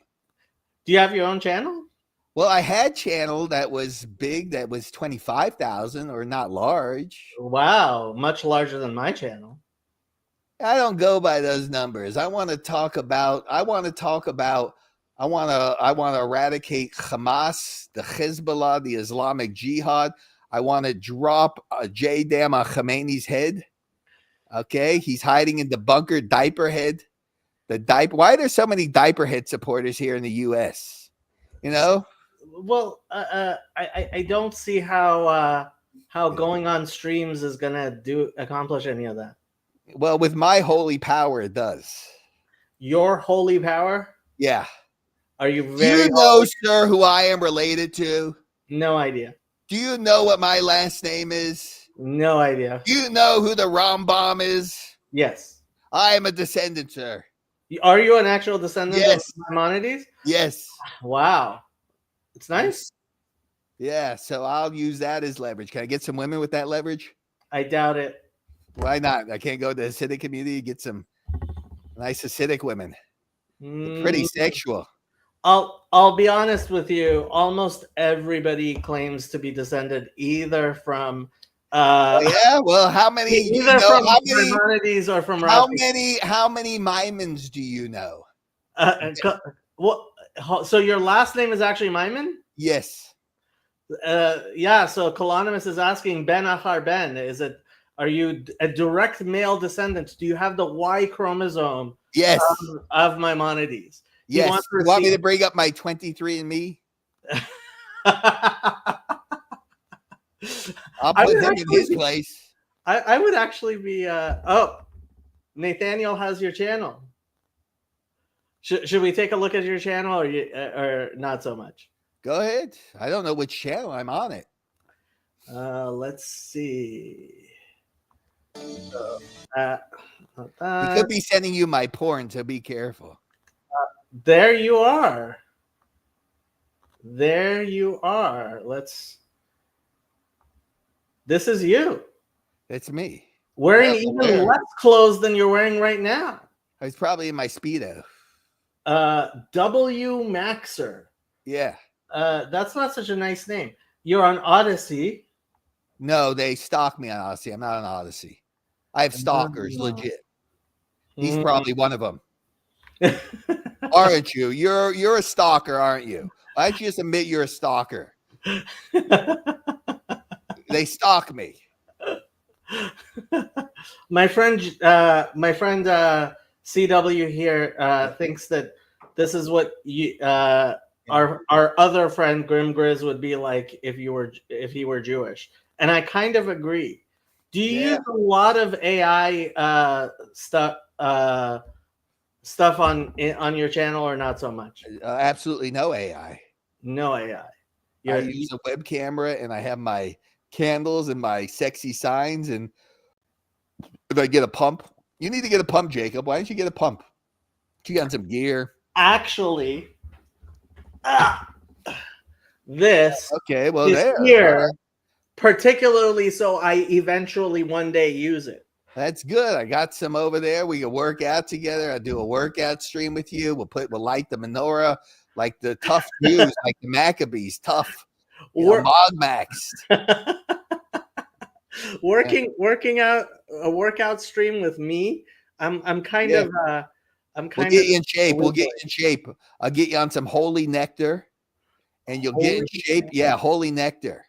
Some what TRT, are you drinking? Beer. What kind of beer? The High Life. Miller. Yeah. Okay. Yeah. I don't have no Jewish beer. You want to send some Maccabee beer or something? Have you actually tried Hebrew? I hear it's pretty bad. I should get some. Yeah. I go to the kashrut section. Well, it's very hard to make beer that's not kosher. Yeah, but as long as I bless it, it's kosher. See, when I bless things, it becomes kosher. I went to Chabad. You go to Chabad? I do go to Chabad. When did you go to Chabad? They're kind of lunatics. They're my kind of lunatics. I like my lunatics. Which ones do you have? The ones that believe the Rebbe's alive, or which ones do you have? No, so I prefer the anti-Mishachistan. Oh yeah. Yeah. They both fight each other. They need to get they need to go join the IDF better. Let them get a good hobby. Chabad does join the good. Let them get a mitzvah tank and go mow down some Hamas. Mitzvah. That's a mitzvah. That's doing the Lord's work. I disagree. How is that? So the verse in Psalms is Ela berechev ve'ela besusim. Tell me the verse in the Torah. Don't give me a psalm, 1,000 different psalms. Ve'anachnu be'shem Hashem nidgol. These rely upon horses and these rely upon chariots. We lift up the name of God. Yeah, well, go take your book of Psalms and hold them up to a Hezbollah rocket and see how well it works for you, Jacob. Well, I mean, I believe that Israel's continued existence is because of miracles. Miracles. Well, maybe, but how about does the IDF fight? Do they sit back and read Talmud all day and worry about what kashrut they're eating, like a bench of pickled deli Jews? This is a big. Jews are warriors. The Haredi schmucks can get into the IDF, or they can be thrown out of Israel. How about that? This is a very controversial topic in the state of Israel currently. I'm guessing you know this. Have you been reading the news? Yes. Did you hear about our new Secretary of Defense? Yes, I don't like Gallant. I think he's a leftist, and I think he's problematic. I was talking about the one in the United States. Oh, Secretary of Defense? Who? Austin? Yeah. Who? The black guy? No, apparently they just today. I didn't read the news today. They named what's his name? Pete Hegseth. I don't know anything about him. He has he was a guard at Guantanamo. Okay. Has a Jerusalem cross tattooed on his chest. Okay. He seems like an interesting guy. He was talking about how Israel needs to rain down death on Hamas. So well, I've never heard that come out of any U.S., especially this administration. So good. Maybe Biden decided, well, I none of else what else I was doing was working. So maybe I need to go in the opposite direction to secure some legacy. So no. This is the person who's gonna come in with Trump. For Trump. Oh, Khomeini is dead then. Oh, hey Khomeini, count your days. You will appreciate this story. So I am a Persian Jew. Okay. I actually do speak Farsi. Okay. And the week that Trump sent Soleimani, Qasem Soleimani back to sender, I really wanted to see what Khamenei's response was. So I listened to his first speech. Uh-huh. Now, The words, not so much, but I like to think, and I do believe, that when you listened to his voice and the way he was speaking, Khamenei really sounded like, please, Mr. Trump, don't kill me. Please, Mr. Trump, don't kill me. He sounded scared. I think they're well, they should be. I don't know about that, honestly. I think they're very deranged, more dumb and deranged than I ever thought, because just a couple of days they gave Donald Trump a death threat. So they're not that smart. Well, apparently there was a plot to kill Trump. Yeah, so he's not going to last. He may not even make it till the end of this administration, January 20th. Forget when Trump comes in. That's going to be the end of them, because they're not smart. They're not smart at all. We'll see. I don't know. What is your genius move? What have they done? Look at their country. Look at what they've turned Iran into, an Islamic hellhole. An Islamic hellhole. I agree with you. Where's the Shah? Maybe I should be the new Shah.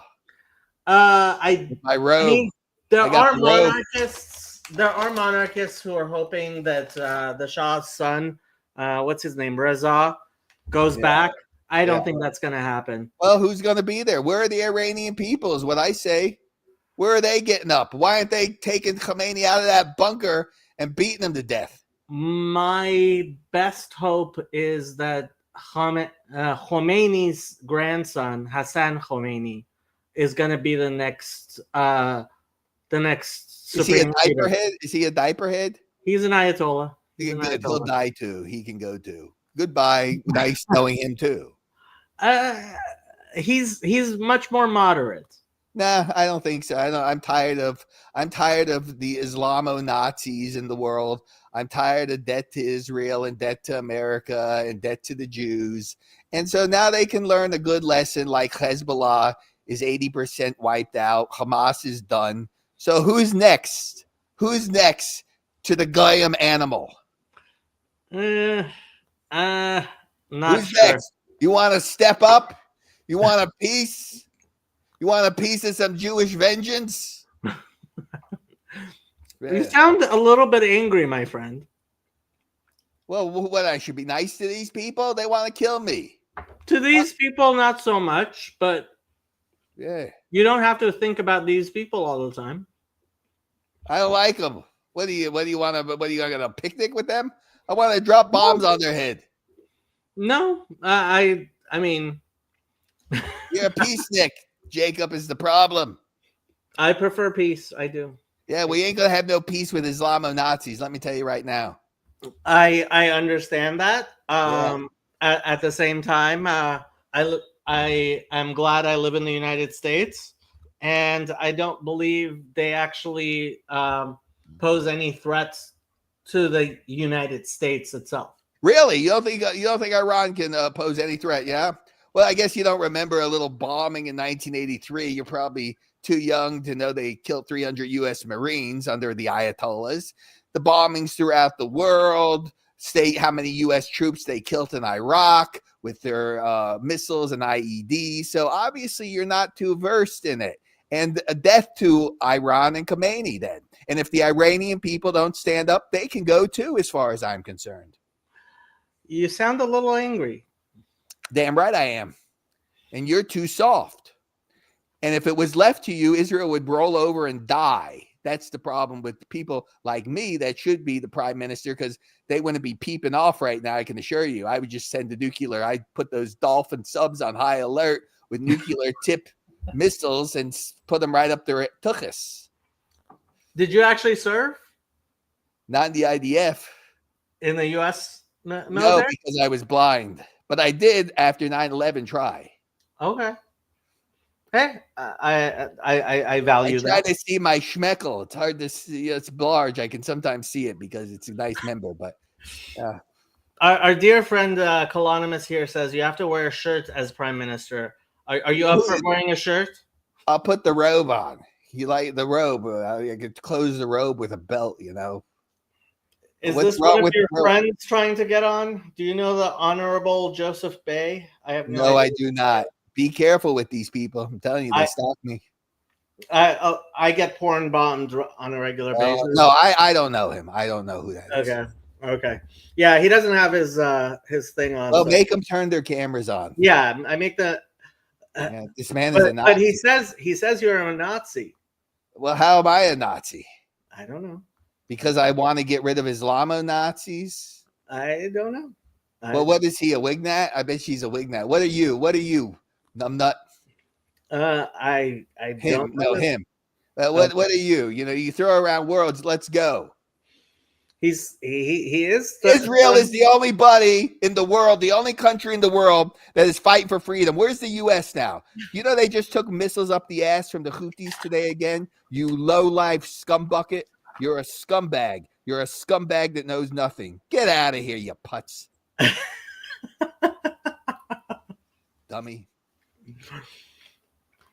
So, should I call you Max? What should I call you? It's fine. Max. Tell me about the good stuff in life. Well, what I do, sure. I like swing clubs. I like nightlife. I like doing adult content.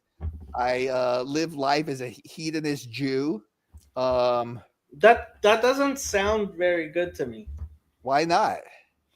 What's wrong with living life? Well, does God not make sex? Did God make sex, Jacob? Did he make woman to be enjoyed and pleasurable? I will tell you that my experience, limited experience as a counselor, has been that people who claim that they're enjoying the hedonist lifestyle oftentimes end up using copious amounts of alcohol and drugs. Well, I don't use any drugs except the holy nectar, and I only have a few beers. Because from most, I'm proving you wrong, though. Then. From most of the people that I've seen who live that type of life, they don't have much meaning in their life. Now, I don't know. Maybe your life is different, but well, I make meaning. Meaning to me is not having a wife and living monogamously and having a dead end and having an 80% divorce rate and trying to, I think it's you people that are mentally ill. I think you're sick people, honestly. I think that you don't have to go to the swing club. Who's you people?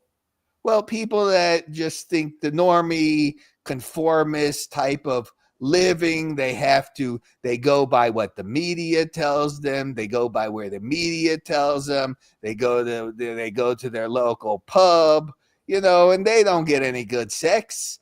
I left all that years ago, and thank God I did. Since then, I've done 2 adult movies, and they're life affirming. I'll show them to you, Jacob.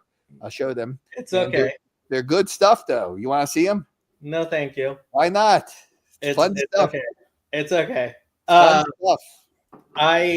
My experience has been for the vast majority of people having kids and a family, and doing work.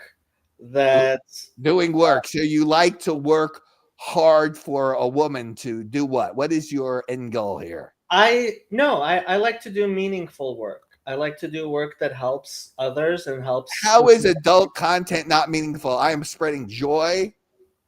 I'm spreading the meaning of true love throughout the world. Most people really don't like themselves after they look at pornography. Most people. I love myself every day. I watch a good porno and I'm very happy. What's wrong with that? Look, if I like to have the real thing, but I don't want one woman. I would like to meet different women at different times and have a plethora of women that I could speak to. There is nobody telling you to ever get married. It's not in the Torah. It's not in Christianity, except later on in the church. So you're living a false delusion. Now, I ask you, whose delusion, though, is correct? Mine is much saner than any of yours because, first of all, people are not monogamous, hence reflected in your long-term relation statistics and your marriage stats. From what I have seen, people who have a loving relationship with their spouse long-term tends to be a lot happier. That's fine. If they're happy, if they want that life, so be it. And they can have that. And I don't think anybody is stopping them. I don't think I wouldn't be happy doing that. Not long term, I want to be, because there's too many women out there and there's too many life experiences out there to be had. It's like giving up on life. Men tend to give up on life. They settle down. They become fat. They become doughy. They don't get a mug. They don't get no pump. It's over for them. They have signed out. To me, I am perpetual. I am perpetually at recess, and you all have signed out. Too bad. Look, if you're happy, I'm not going to interfere in your life, but I do have to wonder why. I mean, you're jumping from stream to stream, and you're playing a sort of character. No, that's where you're wrong. This is not a character. This is not how you act. 100%. Ask anybody in my chat. Well, it seemed to me that when you first came on, you were kind of more angry than happy.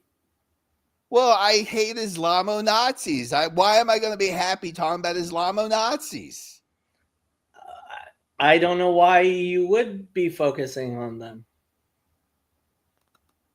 You know, Jacob, what? If the world had their way and they had your attitude, every Jew in the world would be dead. And I can prove that what's happening in Amsterdam right now, right? Because the gift that keeps on giving, the Euro trash, right? No, you're wrong, Jacob, and I'm right. And you need to be told a fact of the world. You type of mentality, you have slave morality. I have master morality. You should learn it. There are definitely people who want and me. Don't give me your Hasidic shit.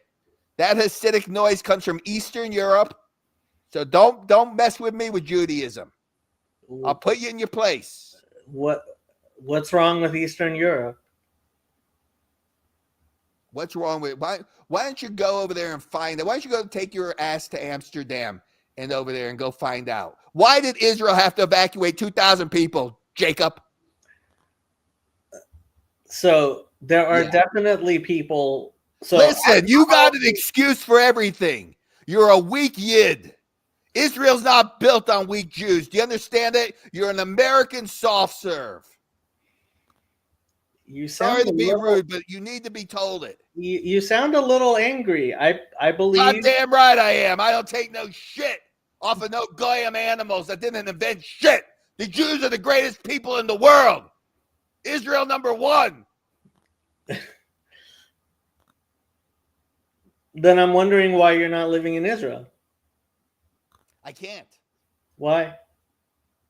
Financial. Financial? Yes. I mean, it's not hard. Well, why don't we take an aliyah, Jacob? Yeah, you could take aliyah. I mean, that go over there.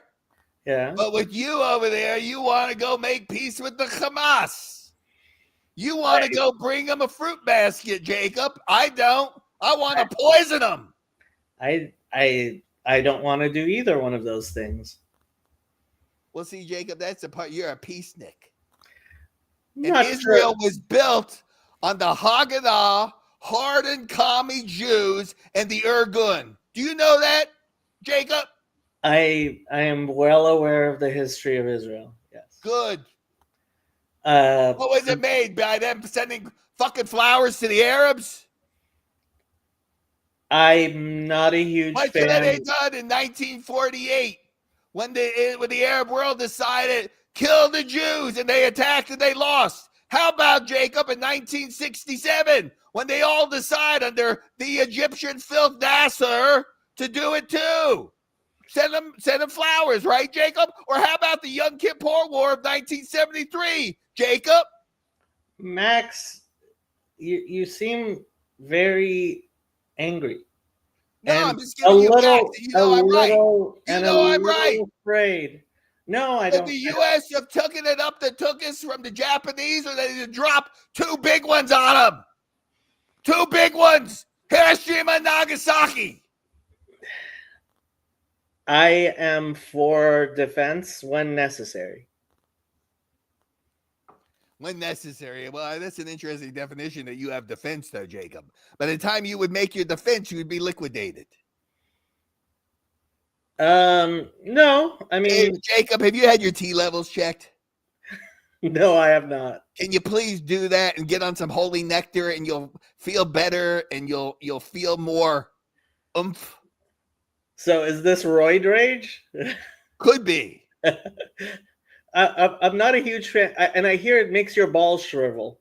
Well, if you don't want to take HCG, it can.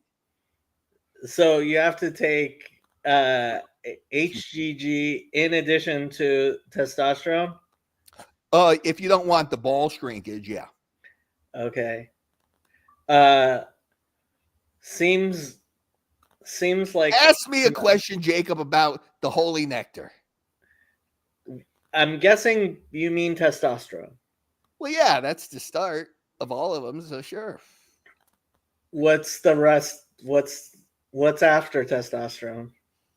The sky's the limit, Jacob. What do you like? Anavar, D-ball, Deca? What do you want? You want some halo testing? What do you want me to throw in there for you? Some Winnie, some Winstrol? What do you want me to throw in there with you? I have no idea what any of those are. You want some Trenbolone? In fact, looking here and you, Jacob, you need some Trenbolone stat. I want you on Trenbolone stat.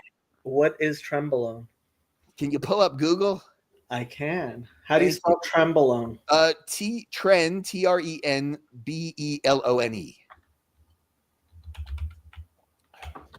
Bolone. Yeah, like that sounds. Trenbolone. Okay. Trenbolone is an androgen and anabolic steroid of the nandrolone group, which itself was never marketed. Trenbolone ester drugs, including trenbolone acetate, brand names Finajet, Finaplex, others, and trenbolone hexohydrobenzyl carbonate, brand names Parabolon, Hexabolon, are or have been marketed for veterinary and clinical use. Trenbolone acetate is used in veterinary medicine in livestock to increase muscle growth and appetite. Yes. It's sometimes sold on the black market as well. Yes, that's the juicy part. Trencough. Sometimes human users may experience an event called Trencough. Yes. Shortly after or during an injection. Yes. Where the user experiences a violent and extreme coughing fit, which can last for minutes and in some cases even longer. It can occur when injecting any oil steroid solutions. So you have to inject it? Yes. Right in the tuchus. Right in the glute. Yeah, this doesn't sound very appealing. Why not? Get you juicy. You feel like a sexual beast. I never had better orgasm. I'm not on it, but when I tried it, I never had better orgasms. Why aren't you on it? When was I on it? Why aren't you on it? Well, because I feel too like I want to isolate too much on it. It's very anabolic, 5 times more than test. So, I said, well, I'll get on some because I want to gain 25 pounds of muscle in my old age. So I said, I'll get on test, D-ball, and Deca. May I ask, how old are you? 48. Oh, you're my age. Yeah. Huh. Look at the energy levels, though, Jacob. Well, yeah, you definitely are much more excited than I am. Why don't you get on some TRT? You ever heard of that, Jacob? No. Is that never heard of TRT? That's just regular medical replacement therapy. That is not even it's a steroid technically, but it's not a steroid cycle. I mean, I don't. You could be hypogonadal. I guess I could be, but yeah, that doesn't sound very appealing. Why not? TRT is not appealing. Every man, especially in the United States, should be on TRT. have you noticed, Jacob? Jacob, have you seen the test levels? Have you read the scientific studies on the T levels in this country in the last 30 years, Jacob? I have, and I do wonder how much microplastics may have made it into my body. Exactly. But let's get that. You don't have to worry about that when you put the juicy nectar in. Stop being a subhuman, Jacob. Leave the subhumans behind. What's a subhuman? Dark Maxes and Rotters are subhuman. I have no idea what those are. Well, if you've seen them, they're doughy, they're skinny fat, or they're morbidly obese. They tend to play video games 14 hours a day or something like that. That's not good. Yeah, that's not good. Exactly. I mean, part of what we're trying to do with my little community here is tell me, so maybe I can help that. Well, I just got back from the wedding of someone who nice slave. Poor slave. My condolences. Why condolences? Because like what you said, he got married.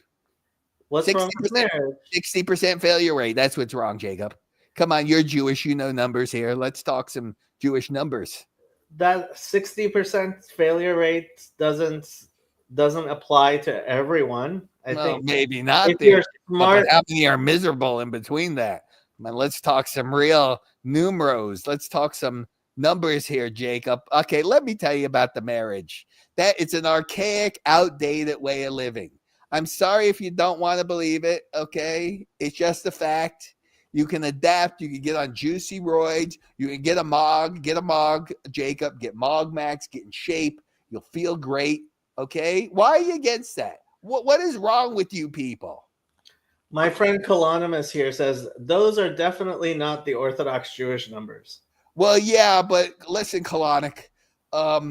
What's his name? Colonic? Colonimus. Oh, I thought he called himself like a colonic enema. Well, Colonimus. Okay, go put yourself in the Hasidic community and go find one and colonic and go and then go be told what to think, how to pray to the Rabbi, go tell you what to eat, what to feel, what to think. You're in a cult, okay? Jews don't wear black hats and frocks running around in a shtetl. You are a shtetl Jew. You are not a Torah Jew. Well, first of all, he's not a Chabad Chassid. Whatever he is, he's probably a Satmar. I actually think, I think he's son of a bitch. I'd like to get my hands on you. You effing punks. You effing anti-Israel punks. You Judenrat. You're a Judenrat. You're a Satmar freak. I'll knock your strummel off your head, you son of a bitch. You seem you try me with that. I don't like them. I don't like those pussies. You seem a little angry to me. I'll drive over with a Merkava. They're not Jews. He's a guy. He's a guy. It's a guyish animal is what he is with the Satmar. It's Carl. You seem a little angry to me, Max. Do you like the Satmar, Jacob? I do. You really do. Why? Because they hate Jews and they hate Israel, right? No. So they're good. They're Hamas. Yeah, they're Hamas supporters. Let's call them what they are. They're not. No. They should not be allowed into the state of Israel. They shouldn't even be allowed to even be called themselves Jews in America. You are a filthy disgrace. You are a Judenrat. You are a capo. You filth. You weak stremel eating matzah ball filth. You seem a little angry, my friend. Sure, I should be with those type of people because they're not Jews. And yes, as Colonimus says, yeah, you do. Don't tell me Satmar don't hate Israel. Oh, yes, they do. Oh, yes, they do. Don't try to hide with your little stupid little coats and your queer fur hats. You're gays too. You fucking Hasidics won't even dance with a woman. You homos, bunch of homos, homosexuals. You say like there's something wrong with that. They are. Sure is. You think men should be? Do you like to go to the gay club, Jacob? I'll take you to the Badlands. You want to go to the gay club? But they pretend they're all they. Oh no, we cannot see a woman. We cannot hear a woman sing. We cannot dance with a woman because you're gay, colonic. You're gay like the colonic enema tube. You like up your tuchis. Your tuchis. My friend Max. I am a descendant of the Rambam. You are a disgrace. He would have executed you.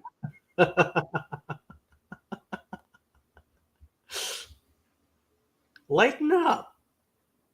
Not to them, I won't, Jacob.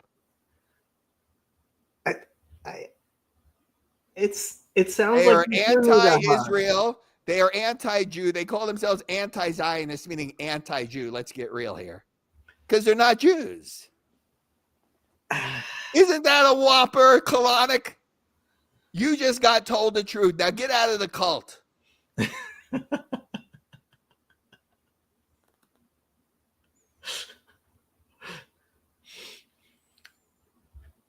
Yes, those gay Hasidic men. Many gay men have children. Well, they hide behind it. They used to be called confirmed bachelors. Yeah. You're gay cults. That's what you are. You're Eastern European Hasidic cults that have no connection to the land of Israel. You have no Torah education. Your Rebbes are not Torah education. Your Musar is not Torah education. Don't try to fool me, numbnuts. Your Hebrew's better than most Jews. Yeah, better than colonics. I don't know about that. He actually knows Hebrew and he can read all the Hebrew he wants. Doesn't make him Jewish. I'm sure Sinwar read Hebrew just fine.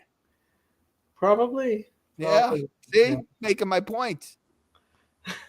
Making my point. What kind of Jewish education did you have? None. I studied myself. I studied the Rashi and the Ramban and the Torah and the Tanakh, and that's it. How'd you like it? How did I like it? Well, it's fun at the time. I'm not religious. You're not religious, except not religious. I'm not religious. You studied all of that stuff. Yeah. Sounds a tiny bit religious to me. Well, at the time, I was trying to be. Okay. And what happened? No, I couldn't hold the belief. I don't believe in any of it. I don't believe in Abrahamic religions. I don't believe in world religions. I don't believe in Hinduism either. I think it's all man-made. Okay, I don't know if there's a God or if there's not, because I don't think there's any communication. And that's all that there is. I tell Catholics the same thing, that they're believing everything just based on faith. Mm-hmm. Faith is based on irrational thinking. Okay, so I'm not going to base my worldview on something that has no evidence for. Well, I mean, that's a very particular definition of faith that most religions disagree with. Most religions would would not say faith means there's no evidence. And how Judaism defines faith is the extension of rational belief. So, okay, rational belief in the supernatural. That makes no sense. What does that mean? Well, you can't be rational and believe in the supernatural. What's supernatural? Whatever it may be. I mean, go through the stories. You want to go to the Torah? You believe there's a talking donkey? I believe there was a talking donkey. Okay, you're an insane person. I am an insane person? Well, maybe not insane, irrational. In some sense, yeah, I am irrational. Like, that's I don't just think one. I mean, we could go through. I mean, it goes down to the others and the breakoffs. Then you got the Christianity. It gets crazier with the virgin births. I believe in miracles. You believe in miracles, but yet you have not seen one. I think I have. Where? I think the existence of the Jewish people throughout history is a miracle. Okay, fine. But you also believe that the Jewish people just sit there and pray all day and not fight. Fight when necessary.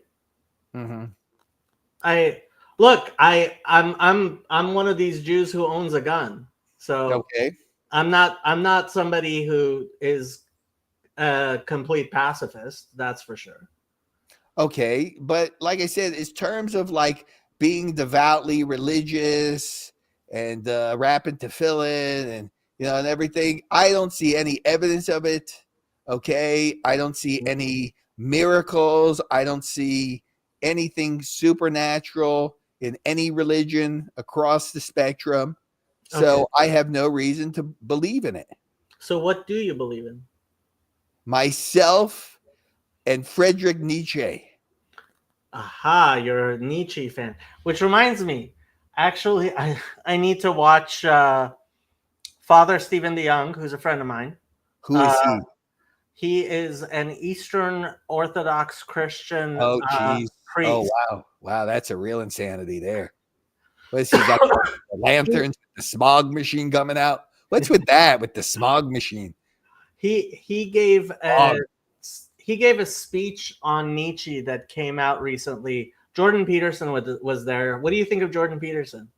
Overrated, horribly overrated. In fact, overrated? I really like him. I'm a huge fan.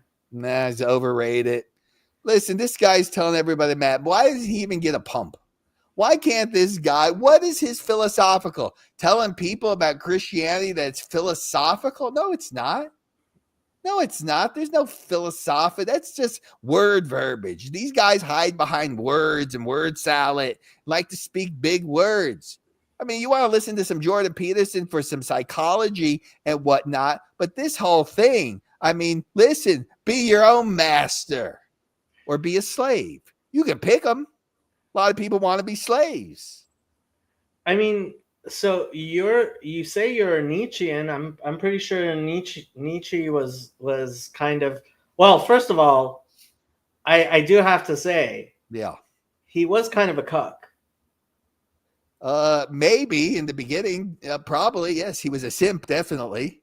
Yeah, Nietzsche definitely a simp, but then he went completely black-pilled with the pen. He went black-pilled after that. Yeah, he doesn't seem like the type of person I would want to follow advice from. Why not? Because I think how you live your life. You don't want to be an Ubermensch, do you, Jacob? No, I don't like the idea. No, you don't. See, I do. I'm to build the physique of an Ubermensch. I'm gonna flex on you, Jacob. I don't have any. Jacob, have you ever had life-affirming sex? Have you ever had some good, kinky, down in the right pants, kinky, outrageous swing club sex? I'm telling you, change your life.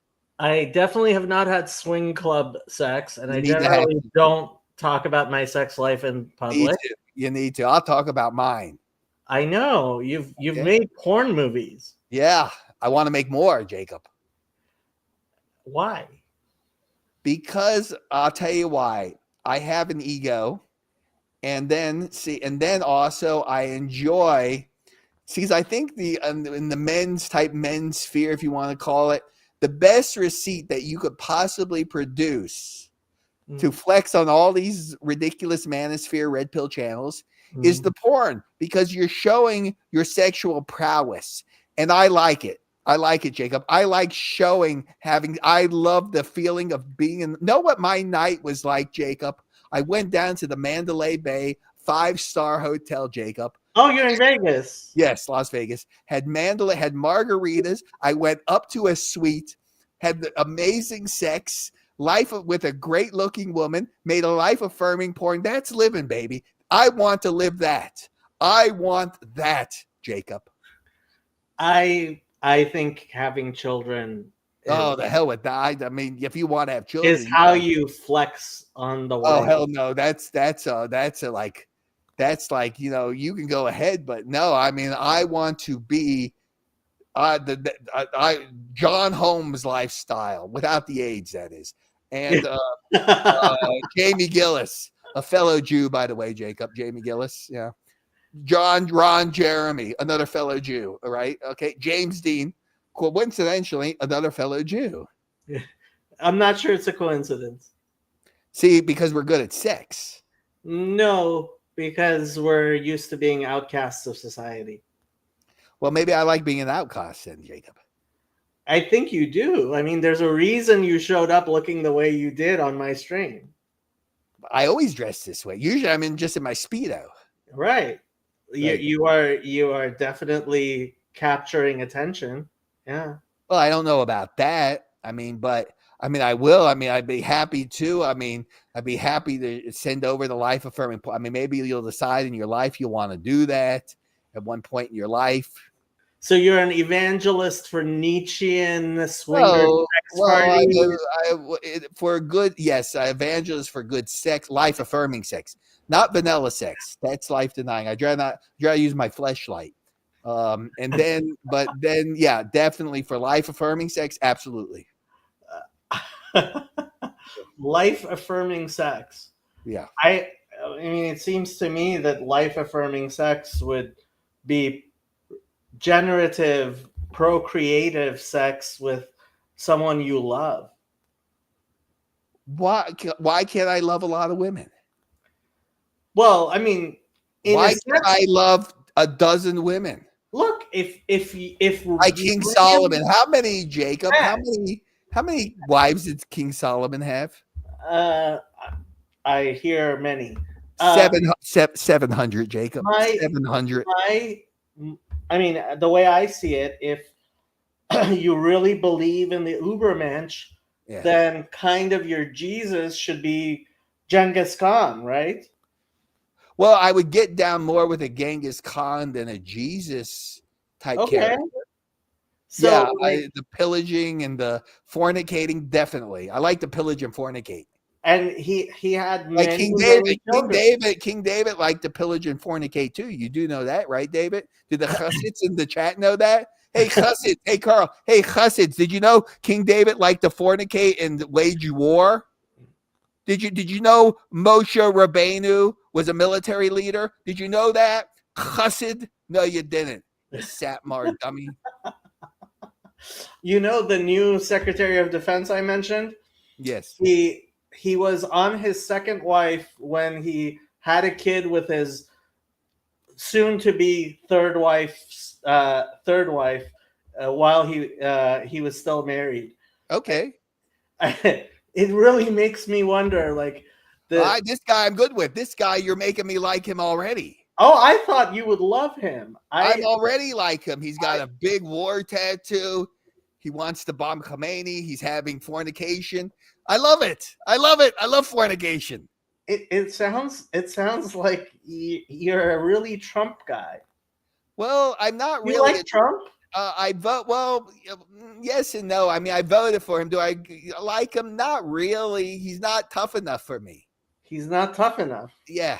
So how would you like him to be tougher? The school system.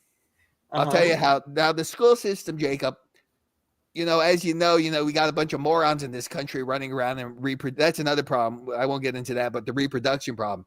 See, now what I would have the female teachers do, and I would raise every male would have straight A's and the best GDP. Know how to assure that?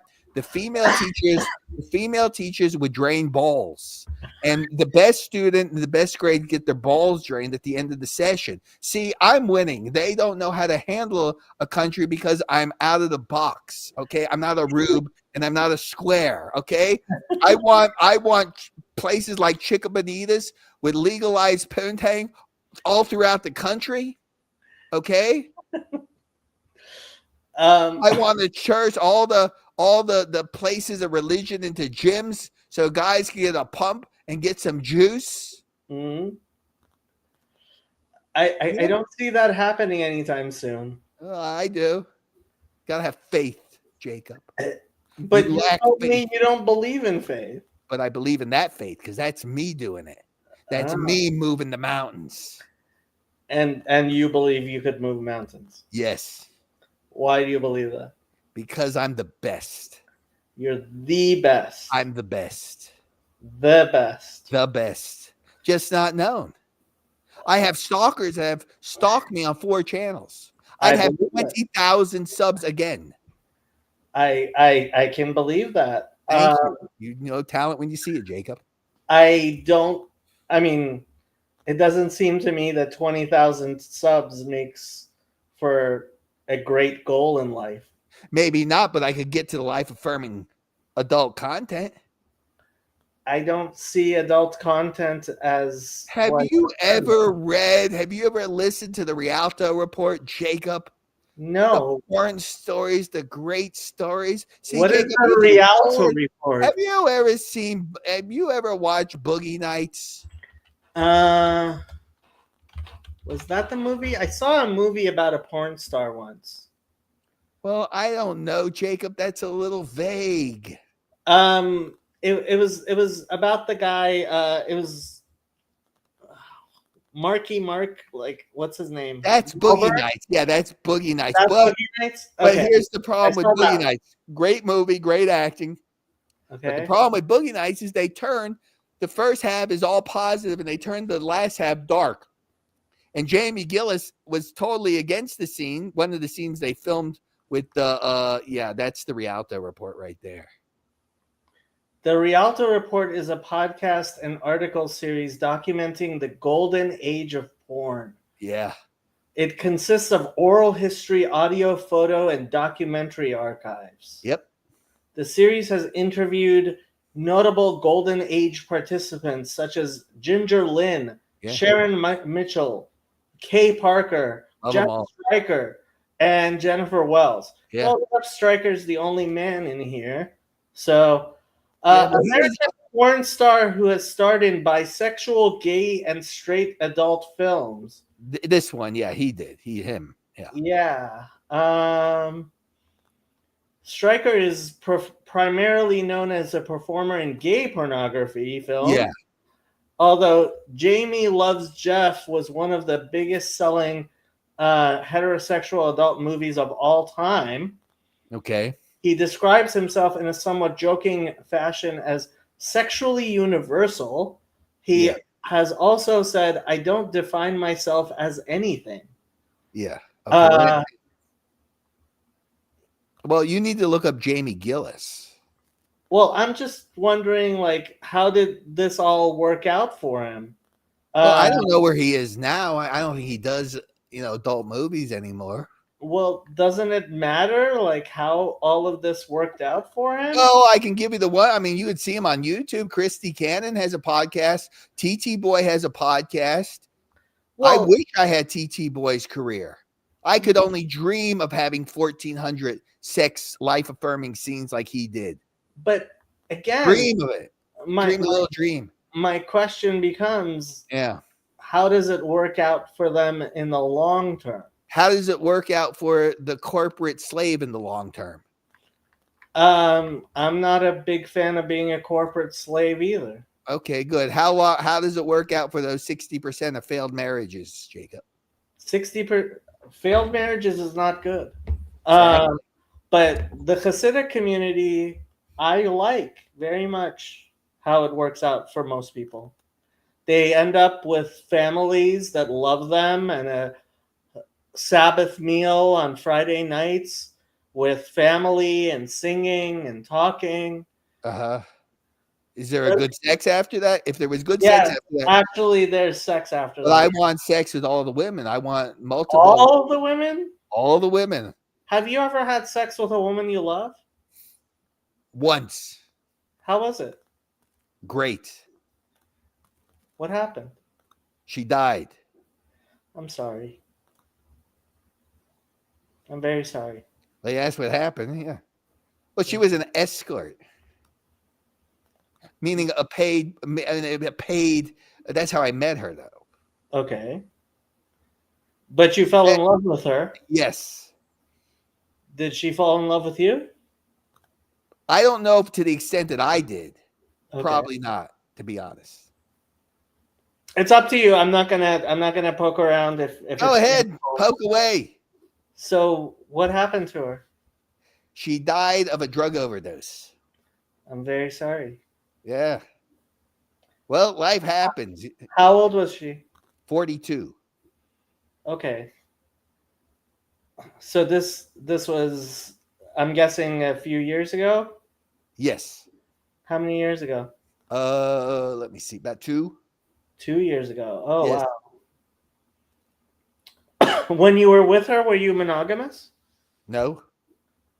Okay. I'm guessing that was a mutual thing between the two of you? Well, she would escort. I mean, what am I going to say? She's monogamous? No. Why do you think she was taking drugs? Well, the most I know about the story and the drug intake was a few years prior to that, she was living with this guy who had a lot of money, and he was a big time dope addict himself. And what happened is it got laced with fentanyl, and he wound up dying, and she got a stroke, which she survived, but it left her with cardiovascular damage. So then she would take painkillers, and then that clocked it out. Ouch. Yeah. How did you fall in love with her, CW? Kind of immediate. Don't know exactly. Honestly, can't pinpoint the exact moment. But you did fall in love. Yes. Do you think you're over her? Well, in terms of going on, and like some people will stop their lives because of that or not live because of that. So of course. Do I remember? Sure. John wants to know what made you fall in love with her. It's hard to pinpoint. Yeah, that's what I hear. Yeah. It's hard to pinpoint. Yeah, you kind of fall. There's a reason people talk about falling in love. Yeah. It's like I have Tracy in my chat. She's in love with me. And Alex is in love with, well, he's in love with just big asses. I don't know what he's in love with. Are you streaming right now? Yeah. Okay. I mean, there's nobody in my chat right now because I'm on MGTOW television, which is because I got to get rid of these people. MGTOW television?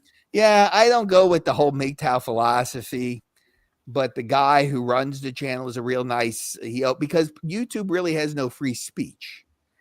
You have a TOS that's 1,000 pages. You can't say, or you get 100 different words. I mean, people don't understand that they put up freedom of speech, and YouTube and Google hides behind that they're a private company when they're really not a private company. They're the social sphere. They are the public square of 2025 or going into it. And people want to pretend this is A-okay. So I can't say words or because it's that are in the human dictionary, the English dictionary. And God forbid if you show something even remotely sexual, like a woman in lingerie. I'm not even talking any nudity here. Oh, that you're family friendly. Listen, this is why I hate these people with the fucking family crap already. I've had enough of you people. Stop it. You should be a thing called YouTube Kids, and you can age restrict the stream, and that's where it should begin and end. Age restriction, and saying, okay, this stream will be for 18 and over. And you have YouTube Kids, but they don't stop there, and they won't stop there. It's going to get progressively worse. And then you'll have Do you stream on Twitter? No, I've never streamed on Twitter. You might consider that. They actually allow porn on there. Well, yeah, that's true. They do, because what they do, that's what I'm telling you. What they do is they put the NSFW and they blur it. And if you want to click on it, you can. Or if you don't, like a normal, rational person, YouTube is not. They are a tyrannical company that's only going to get much, much worse. And you people better start waking up to them, because they're a danger. They're the true danger in this. No, I definitely hear you about YouTube. I mean, this is one of the reasons I'm happy Elon bought Twitter. I wish he would have bought YouTube, but he has a lot of money, but maybe he doesn't have. I don't think he has that much money. I wish he did. Yeah, I think. Yeah, I was stalked across 4 What's channels. Alphabet's market cap right now? Twitter. I don't know. No, Alphabet. Their market cap right now is $2 trillion, apparently. Okay. Yeah, I don't think he has $2 trillion. Yeah, I mean, nobody right now, they own it. It's a monopoly. You can tell them outside, but they're even more restrictive. If you even show a FetLife What's a screenshot, FetLife? FetLife is an alternative site for like people that just like to have sex and not do the dating stupidity. Oh, fetish. No, FetLife. Well, I guess it's stands for FetLife, Fetish Life, or FetLife. Yeah, I guess it's FetLife, and if they'll follow, what can happen? They'll just follow you to kick. If you get any of these rotters or dark, and all they do is, I got one that's a schizophrenic stalker. He's a dark and a rotter, and they will sit there because they have all the time in the world to write pages, and we'll send it to Kick, right? And then Kick deletes your channel. Yeah. That's why. Yeah, I mean, the online life, this is one of the things that I hope my community is helping create real community where we hang out in real life, not, I go to the gym on Friday nights with somebody in this community, and actually other people. Sometimes it's 2 or 3 of us. But yeah, I mean, I think that makes, I got to visit CW over the weekend. He also came to the wedding. And we we spent the weekend, a bunch of us. Should I show pictures, CW, or not? Can I show that here? I will show one picture. Well, what does he have? His schmechel out? What's wrong with his picture? No, but like nude? Is he taking nude pictures? No, I just don't want to. I don't want to dox people. I mean, CW probably got a whole stash of nude. Yeah, he looked like a guy that had nude pictures. I mean, this was a fun night we had. I've never been to this restaurant. What was the name of it? CW? I forget the name of it. It's like Denny's, but or Caro's, but it's up in Minnesota. Did you hit like a good strip club? No. Why not? Well, first of all, because all 4 of the guys that I was with are religious Christians who wouldn't do that. 2 of them are married. As the religious Christian, they tell you not to go to the strip club? Perkins. That's the name of this. You went to Perkins. So you need to go to Chica Bonitas. What's that? Chica Bonita. Listen, let me tell you something, Jacob. It is the best strip club in Las Vegas. I don't even like strip clubs because they just blue ball you. But this is the hottest Cuban women in the world. Underground dive bar, solid 8 women all over. I love it. I live it. I love it. Okay, CW can keep Perkins. I want Chica Bonitas and a Denny's breakfast at Chica Bonitas. How about that? Well, we had fun. We were sitting around talking. We had a lot more fun. CW once, he would like a nice lap dance right now. Right. We actually, when we went to breakfast, Keith Ellison was there. Why does that sound familiar, Keith Ellison? He's the first Muslim member of Congress. Oh, God. Oh.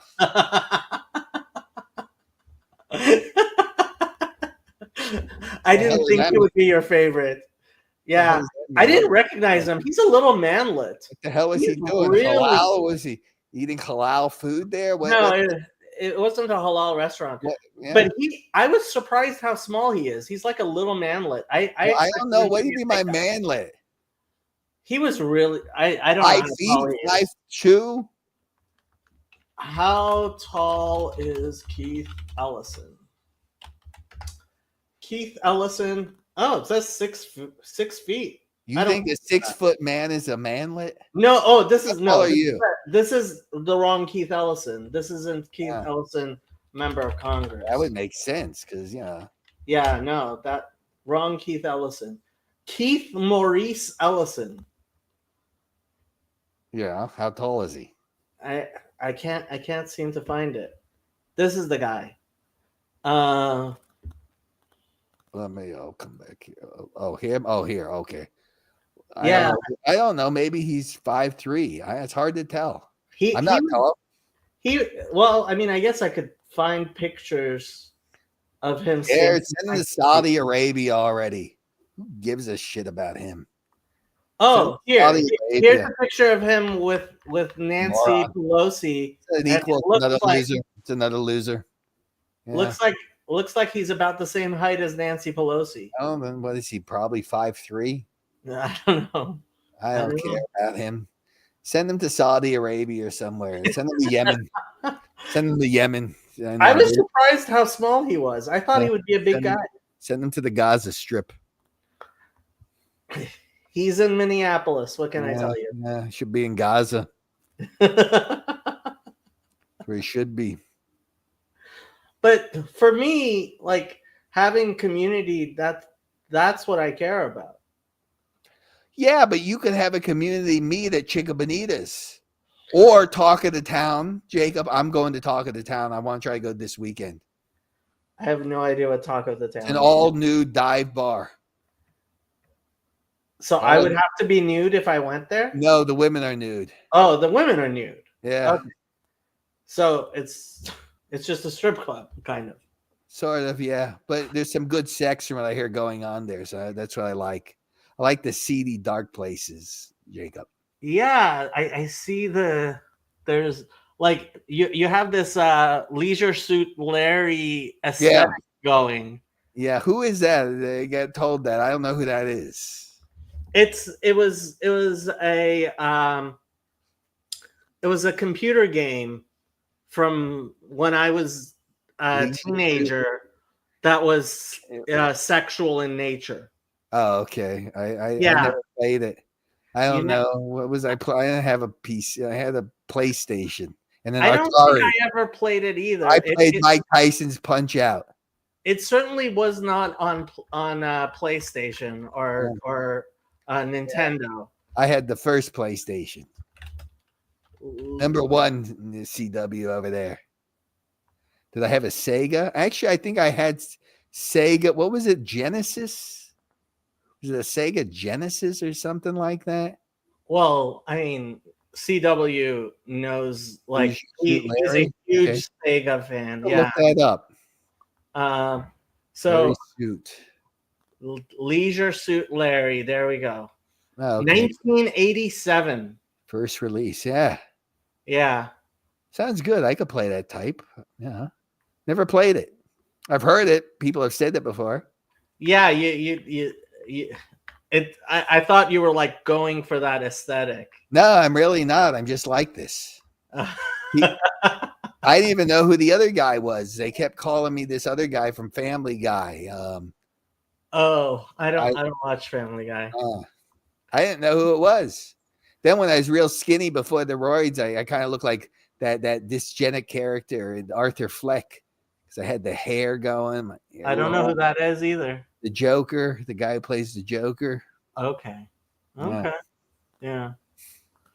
Quagmire. Yeah, I had to look that one up too. Well, I didn't know who the hell that was. Asat Marcossid is not supposed to know. Yeah, leave that cult. Go put on a baseball cap or something. Be better than that goddamn dead animal you have walking around your head. You don't like Strimals? Yeah, a goddamn piece of dead, like a dead ox on his head. No, I don't. I don't like walking around like it's 1880 Poland. Okay, no, I don't. Fucking embarrassing. You like walking around looking more like Hugh Hefner. Yeah, because that's life affirming. Except I have no women or money. Yeah. What do you do? I busted my arm, so I just do data work, and then I did do construction. And wow! Busted my arm. A little bit of everything, a little roofing here and there. Threw some Mexicans off the roof. They fired me. Roofing is dangerous work. Goddamn right. That's why Tracy loves me. She wants me to roof her poontang. Who's Tracy? She's a woman. She's a woman that's fallen in love with me. Oh, okay. Yeah. So she's one of your stalkers. Yeah, but hopefully in a good way. Hopefully I can get some life affirming sex. Would be nice. I don't know if sex is life affirming. How the hell is it now? I mean, have you ever had porn? How about porn star sex? I don't think I've ever had porn stars. You need to. You get yourself in shape, Jacob. You get a pump. You said you go to the gym already, so that you're already halfway there. Get on some nectar. Get pumped, get ripped, get jacked, get roided. I'm going for the Bane look. I want 20 pounds of muscle. Mog Max muscle, Jacob, where I look like that Bane. Right? Yeah. I have no idea what Red Rocket is. I have no idea what that is either. Sorry, CW. Come on, CW. You could jump on the stream. It'll be CW. I'd like to hear something for you. Is this the Satmar? No. CW is definitely not Satmar. No, CW. Here, he was in this picture. Oh, okay. I'd rather. So CW is the guy sitting next to me in the picture. Okay. Yeah, that's CW. Okay, the Denny's. You need some women at the table. You need some table dances. You need some shots of whiskey, some shots going on there. There's a lot missing there. Hey, I'm telling you. You don't know if there's any afterlife. No, you don't. You have no idea. It could be one and done, baby. So I'm going to live it up. I'm going to live it up. And I want to drop dead and plots in the swing club. Well, you might just end up doing that. I mean, I will. I'd be happy too. I live my life then. It sounds like that's what you're looking forward to. I mean, yes. In fact, I'm so fanatical, Jacob, to do adult content. I am willing to die for it. To go out and to have so much sex and do so much and work myself like a sexual animal. Who's the folding chair for? Nobody. I do my curls on there. Oh, okay. Oh yeah, I see the dumbbell, I think. Yeah, I got a barbell there. I got yeah. How much you curl there, Jacob? How much you curl? How many you curling, huh? I like if I can't find 15 pounders, I'll use 20 pounders. Because you're low T. I know what I'm curling, baby. 50 pounds. Nice. 50 pounds. I'm gonna get 18-inch guns on me. Yeah, I've never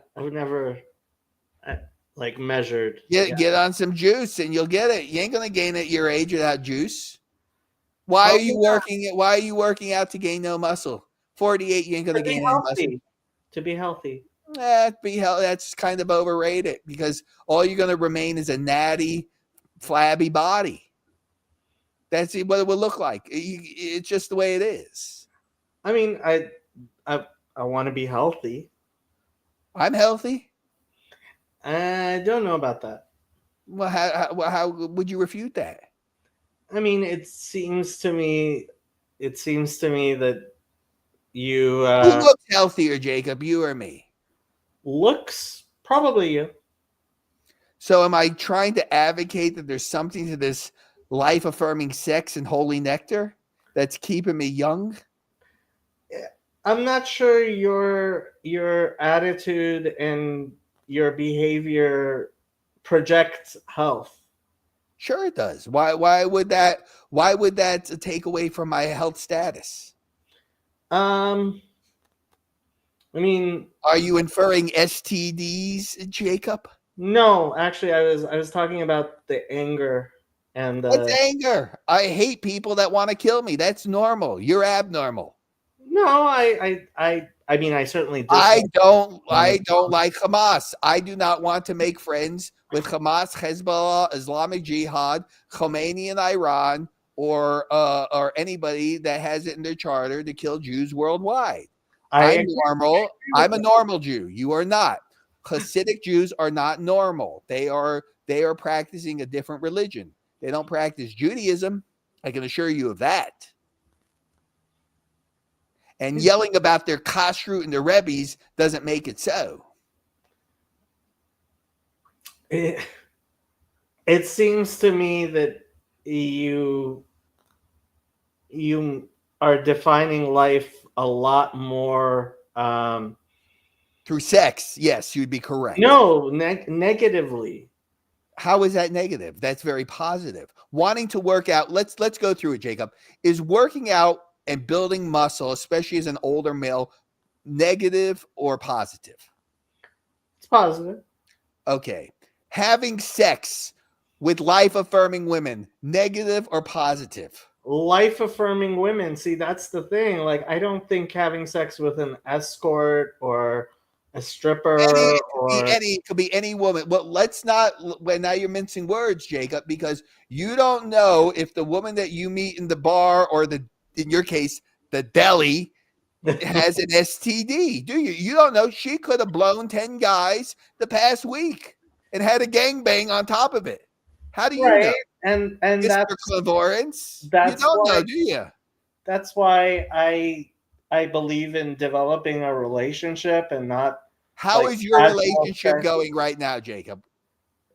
I am not currently in a long-term relationship. This is why you need to get Mogmaxed. And Jay, listen, I will tell you. Listen, Jay, I'm not trying to tell you. I do not get assholed. I wish I did. I'm not one of these guys telling you I'm slaying. I'm telling fit. No, the guys on my channel like my channel because I tell them the truth. I tell them my positive stories, my negative stories, the horror stories, and everything in between. Now, let's be frank here, now, Jacob. You're not getting any poontang. Now, you can, but you need to go about it in the way you are dealing in the day of social media. And I don't care if the guys, I tell these younger guys the same thing. You're not going to compete with a girl's Instagram. Okay? You're not going to compete with her dating app. I've seen them. Not only have I seen them, I've seen them in person. I've had women open them up right in front of me, and I took a look at their Bumble, their Tinders, or whatever else they're using. You're not going to compete with it, and either is any other male going to compete with it. So let's start there. I mean, you're definitely right. I've spoken to several young men who I've told, seriously consider visiting other countries. Well, they're smart, especially if they're young. Yeah. Because you got Thailand, which is the holy of holies, by the way. That's the pilgrimage to go on. Okay, really? That is Thailand is the ultimate monger's fantasy. It is What's a monger? A monger and a mogger. Well, they're two different things. One guy is paid transactional sex, and the other one is just jacked. And you could be both. But that being said, see, it's not like in the States here. You go to Thailand, you can be with the most beautiful women for $30. I mean, solid eights. Here, what do? You get fat, nasty attitudes. They're fat, they're nasty, they got attitudes, and they got demands. Well, no, I meant actually to meet someone who you would want to be the mother of your children. Go to Thailand, go to Mexico, go to Colombia, go to Brazil. Not here.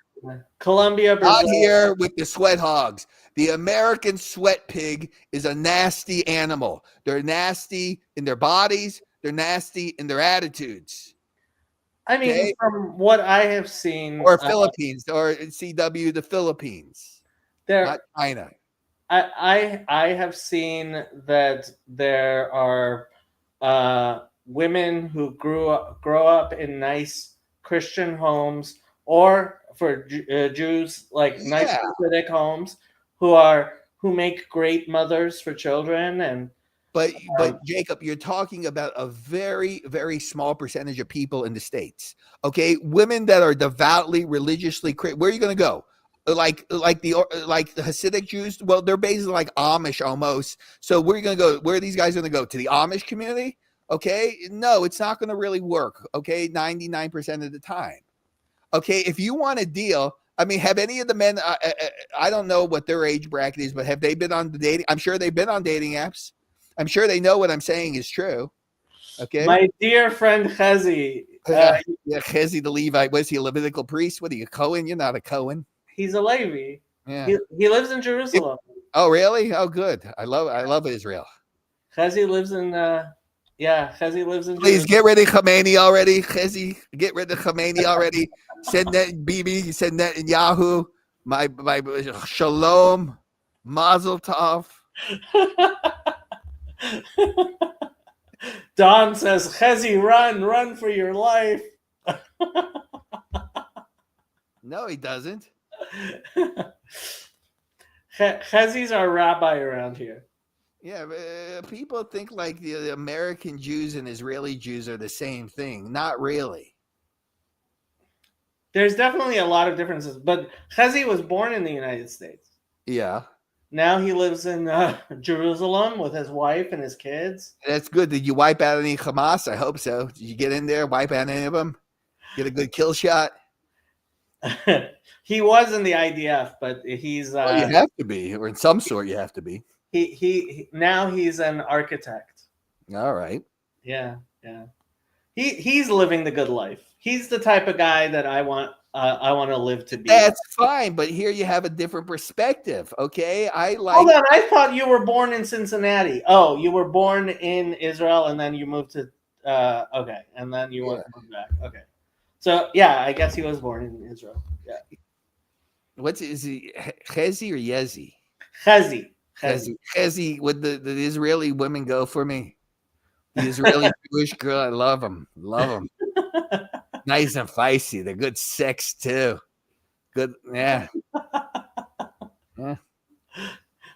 We're having an unusual evening here. We are definitely having an unusual evening here. Yeah, Hezi.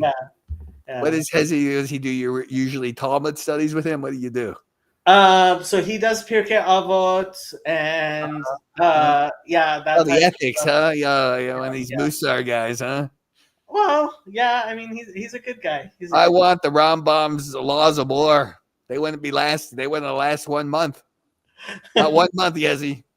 The girls, I'm shaving this, Yezi. Really, it's all over me. It's really, I'm really shaving it because it's growing on my effing shoulders because of the test. Take the test, I get the juicy nectar, I get pumps, and the hair starts. It just grows faster. Your beard, I look like a chassid. The beard, Stremel. This is my cat, Shadow. Oh, yeah. That's a nice cat. I had dogs. I'm more of a dog guy. See, I knew. I have a dog. I'm more of a dog guy than a cat. I had a pit bull mix. Great dog. I ended up getting a cat because I believe in animal therapy and I wanted to know what I'm talking about when I talk about cats to people. What did you have? PTSD? I did, yeah. From what? Did. What did you have? A shell hit you in the head? When the Merkava, were you filing from the Merkavas? I was born in Iran, and okay. Well, being there, I would have post-traumatic stress syndrome. Yeah, so I was born in 1977, and the revolution was in 1979. That's right. And we left in 1985. Okay. And then there was a war in between that with Iraq. The two maniacs. Yeah, two maniacs. And I spent about 6 months sleeping in a bomb shelter as a kid. Yeah. Wonderful place to be. Wonderful people too, between Hussein and Khomeini, the minds, these maniacs. And they think nothing. People say the human life. They put out children to sweep the damn mines. Don't tell me over here in the West with your cockamamie shit, with your cockamamie crap. They don't give two craps about their own children. So don't tell me about the Hamas and please. They don't care. Yeah, I remember as a child watching television, and there were all kinds of advertisements trying to convince us that we should want to be martyrs. Yeah. And there were parades through the streets, martyr. Yeah. Well, how do you now that there's about to get wiped out, are you going to feel adulation and joy? I would, being that Iran has a chance to be a secular society and liberate it from diaperhead. I think most Persians want a Muslim society. You think they want? That's not what everybody says. They don't. I think the current regime is too extreme. But I don't. Now, are you just saying that because you want to be religious and you think Islam is a death cult? Well, I'm not a huge fan of hello, Rabbi. So our official rabbi is showing up as well. Speaking to one. Rabbi Myman here. Get it through your head. Myman, that's right. That's my last name. Jonathan Myman, descendant of the Rambam. I'm sure he knows it. Okay, Jonathan. Glad glad to finally meet you. Yes. So I mean, I remember when we attacked Iraq, I was very hopeful that Iraq would want to would want to be liberated, but that's not what happened.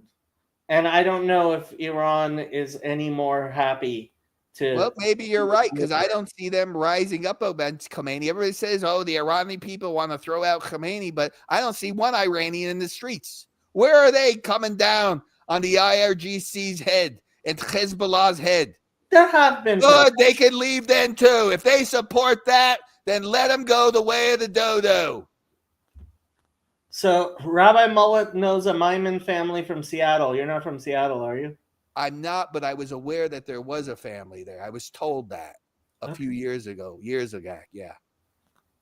Are you from Vegas? No, I was actually born in Arizona. I sound like I'm from New York, but my family comes from back east. But I was born in Arizona. Okay. So the Arizona Mymans. Yeah, but my spelling changed. It's Myman. Okay. So did you hear what happens to the Rambam's handwritten commentary on the Mishnah? What happened to it? No. So he wrote his commentary to the Mishnah when he was like 26. Okay, and it's like a foundational text in Judaism. Yeah. And there are 6 orders of the Mishnah. And when he died, so his son got it, and it was being passed family after family. This is over 900 years now. Yeah. And they ended up dividing it into the 6 pieces. Yeah. And if I remember correctly, 2 of the pieces are now in the British Museum because people sold it. Like, how do you sell something like that? Although, I mean, millions of dollars. A lot of money. I mean, yeah. I think a few of them have gotten destroyed, though. I didn't know her, but her name was, I didn't know her personally. It's on my father's side. But she said something, I don't know. It was something to that extent. I don't know if she had a piece. I really couldn't say yes or no to that. But she was aware of the history. Yeah, I mean, he was a big guy during his life, so people kept things from him, and yeah, so we have remarkably a lot of stuff. Andrew, who's a pumped guy, is asking all kinds of weird questions. Don't know if I don't think. What is he saying? Jesus is the Messiah. What? So okay, says, I don't know what he's talking about. This is a weird question. If I believe in the whole Logos Christology thing, but I don't think Jesus is the Messiah, TM, and I'm not worshiping a pre-incarnate Logos, am I a Noah, good as a Noahide? Yes. I have no clue. Yes. Ask a rabbi. Yes.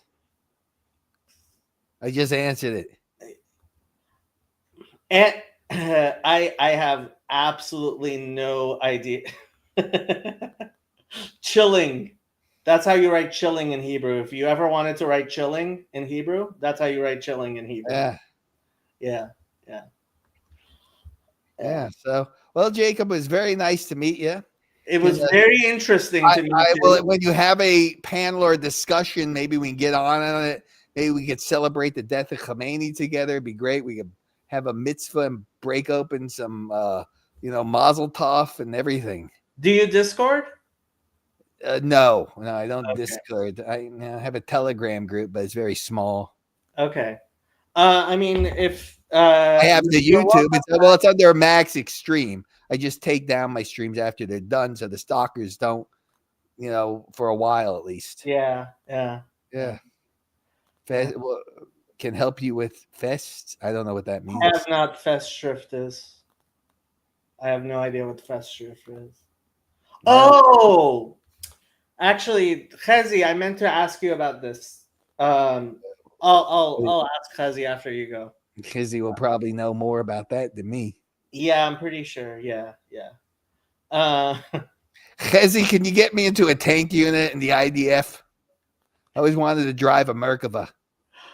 McMo says, I can't stay, but this guy has better lights than me, so I hate him. You should see when I really light it up with the candles. I'm going to get the ambiance in here. I really want to do some live sex shows, but of course I have to put those on other sites. They have sites for stuff like that. Yeah. Yeah, I'm going to do them. Yeah. Love it. Love it. Well, I mean, I wish you hatzlacha, which means success. Yes, same to you, Jacob. Same to your chat. Come by anytime or slide by. I'll send you some of my work. Is your private chat or your email?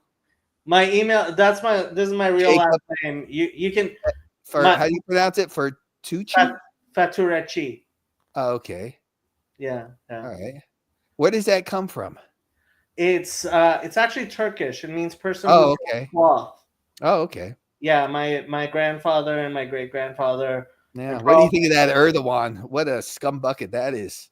Yeah, I mean, yeah. What the hell happened to Turkey? It's like a big dead bird now under him. What the hell is wrong with these people? CW says when his aunt is in Vegas, he wants to take me to Chica Bonitas. Across the street, right down the same block as the Palomino. That would be an interesting thing. Yeah. You meeting with CW. I've live streamed before with people I met from the stream. CW is an interesting person. Yeah. It's the guy gets the colonics. CW is the guy who was in the picture here. Okay. Yeah. All right. Fair enough. That's all right. CW. Slide by anytime. I'll be there. All right. All right. Have a good one. Pleasure meeting you. All right. Have a good one. God bless. All right. God bless. Bye-bye.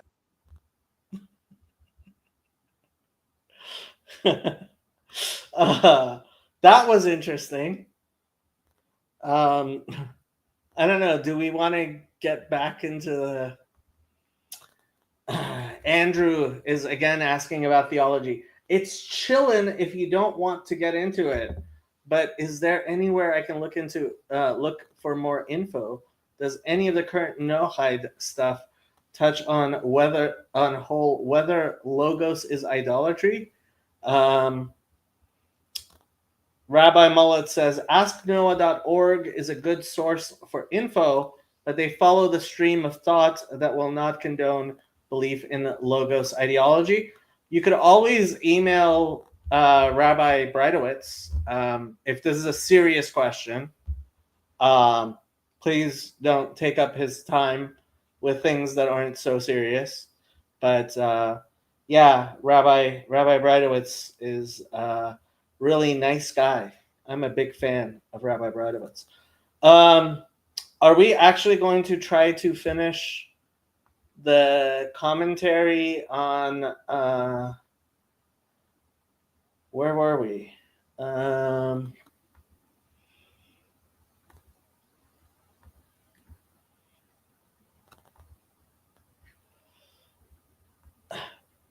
What does the rabbi think of Philo? I don't know, Rabbi. What do you think of Philo? Let's smooth shift back into the rabbi video. Yeah, that was an interesting interlude we had there. I should probably cut it out and have it be a whole video in and of itself, but I don't know how long YouTube's gonna let me keep that up, and it's kind of foul-mouthed and stuff for my general audience. Now I understand. When I told Rabbi Blumenthal I was doing this, he said he doesn't have direct access to YouTube, and you can tell why rabbis like Rabbi Blumenthal. Jacob, you did get him to break character for a minute there. Yeah, it was sad to hear about the woman who was the love that he was in love with who died. Rabbi Mullet says, I don't know much about Philo, but my understanding is he was a Hellenized Jew, i.e. outside of Jewish tradition. Yeah. Andrew says, cool, loads of people have been recommending it to me. Might just like watch the old Brit Shalom streams. Yeah. Okay, so we were listening to Rabbi Blumenthal and talk to Dr. Brown. Do we remember what they were talking about? But often as I've interacted with a traditional Jew, it seems to be the way he teaches, the way the New Testament gives guidance is not specific enough. It's not, okay, I need the... See, I found Jesus to be perfectly Talmudic. And I think Christians don't have the Jewish knowledge to understand what he was saying. Detail. So general example, and then tell me what I'm missing. There was a Hasidic Jew in Brooklyn who came to faith in Yeshua some years ago. And the guy from Jews for Jesus was working with him. And he said, all right, so you need to begin to develop a relationship with God in this way. And he said, how? He said, well, you want to read the scriptures and pray every day. And he said, well, what do I read? What do I pray? How many times do I say it? So there was a whole different orientation. And the teachings of Yeshua being more principle as opposed to specific halakhic detail, like a Shulchan Aruch law code. That's the different orientation. So that explains what I meant. I don't know if that makes any sense to you. Makes a lot of sense to me. And it's not a debate. The thing is, I mean, there's the liturgy of the hours. So when you talk about Catholicism and Eastern Orthodoxy, right? There are the fast days, there's the liturgical calendar, there's all of these things. And Michael Brown isn't just responding to Judaism. He's responding to Christianity and Islam and basically every religion, right? Protestantism is a very unique, and I have to say, I believe, dying theology. And this was my point when I wrote to Rabbi Blumenthal, right? What Brown wants to make it sound like is it's Judaism versus Christianity, whereas where his arguments are generally it's Protestantism versus the rest of the world, right?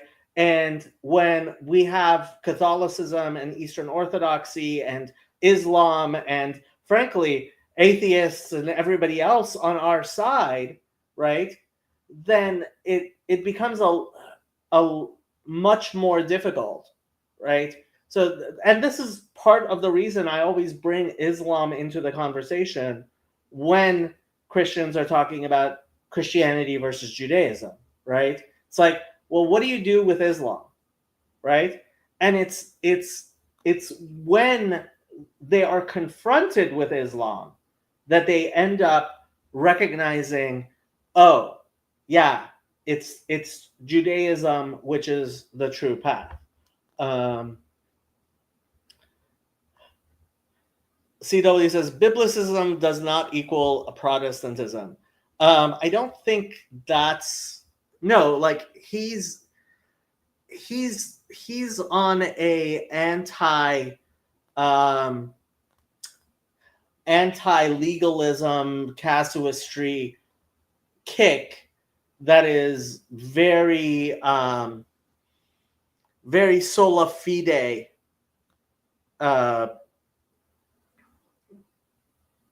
that's his argument, I think, here. And that's where I think it fails.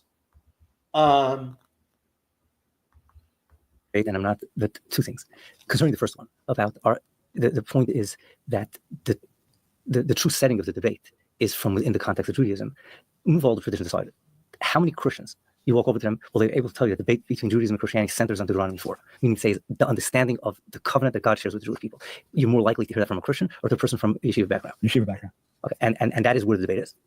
Really. It means, okay, and as it relates to the other one, I want to ask you a question. I don't know much about the Christian community, but I'm going to bet that there are Christians like that as well. Meaning to say, is that there's certain denominations or certain types of Christians that are very into practical, don't give me fluffy stuff. Give me practical guidance. Yeah.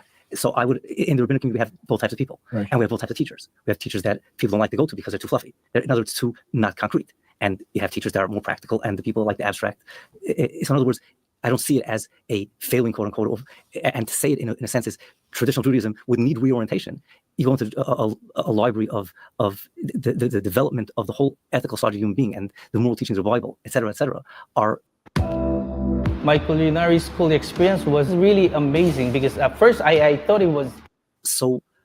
Whatever, just it's slander. In other words, I'm just giving names. I mean, you might not know these names. Rucham Levovitz or Ron Gudzinski. These are not people who spoke about details. These are people who spoke about humility. They spoke about loving God. They spoke about fear of God. They spoke about loving. I don't know the names he's calling, but I mean, I'm guessing they're Litvish Musar Gadolim. Another person. They spoke about selflessness. They spoke about all these things, not lust, not anger, all these things, in just illustrating it and illuminating it from so many different ways and giving people deeper insight into it. So when someone like me reads that, you read the Sermon on the Mount, which is just like the titles of their chapter of their book, and open the book. That's what we would read, except for with the English, it would be in Hebrew. Yeah. But those ideas, and to say that traditional Jews need reorientation to what is that? Whatever, just wrong. Well, I certainly meant no offense by it. It was more my own experience of interaction. So. Just the way I break it. He's arguing with Catholics. He's not arguing with Judaism. That's and I'm not sure he understands that. Yeah, of course, I find the New Testament to be very practical, just like I find Tanakh to be very practical. And if I'm preaching a sermon and I say point number 1, you see everyone starts to write because now they have points. It's helpful. When you write a book, they want you to put study questions at the end of or questions for reflection. So it's not practical versus impractical. I can only say that the traditional Jewish orientation to the commandments to obedience is still going to look very, very different from your average Christian or even Messianic Jew.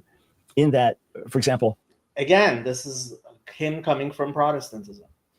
Let's say I really want to deepen my prayer life as a follower of Yeshua. So, we're going to talk about mainly intimacy. It's not going to, you may have a little structure, but it's more going to be the heart of it, right? So a traditional Jew would agree with that. Let's just say there's much more scaffolding that's still in the building equation. That, okay, now I'm actually starting to read about prayer, and it's going to be, everything's still going to be legal detail. I mean, we talked about this, that for a traditional Jew, the holiness is in the details. But when I was with Lubavitch for Yom Kippur in the mid 70s, and I had hay fever. I used to suffer from hay fever, and I went to grab some tissues. They said, no, you can't carry, but there's pre-ripped tissue in the bathroom. And then no, we can't do this. Like all the regulations, that would be very foreign. And then what I found with traditional Jews sometimes is when you take away some of that scaffolding, to us, traditions that have been added. Like you would look at the Messianic Jew and say, you've taken away. And I would look at a Rabbinic Jew and say, you've added. And you're in violation of Torah because you've added endlessly, and you say you're in violation of Torah because you've taken away. But it's if he was by Lubavitch in the 70s, he must have met the Rebbe. And I really wonder what the Rebbe said to him. Because still in the 70s, I mean, somebody who was spending Shabbat in the 70s in Crown Heights, I can't imagine he didn't get to meet the Rebbe at all. The orientation ends up being very halakhic. That it's still very much, okay, I need the specific commandments. What prayers do I say? So yes, for sure, the larger issues are dealt with. Whoa, I did not see this. When is that? I have a cat sleeping in my lap. I will try to type one-handed. Let's see. Scrolls, Reagan Library. Oh, wow. Special exhibit. Opens November 22nd. Interesting. Buy tickets. I am not a member of the Reagan Library, and I do not have a promotional code.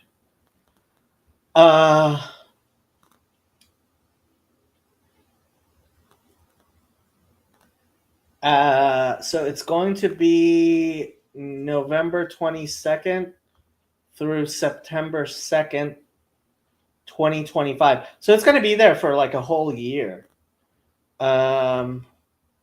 Let's see how much adult tickets are. Oh, I think it's free.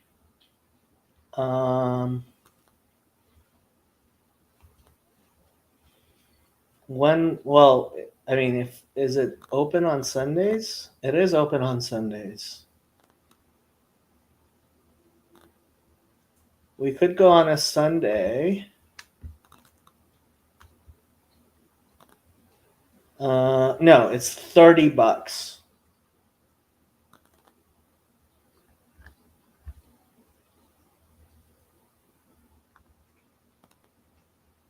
It's $30. I mean, if people want to go,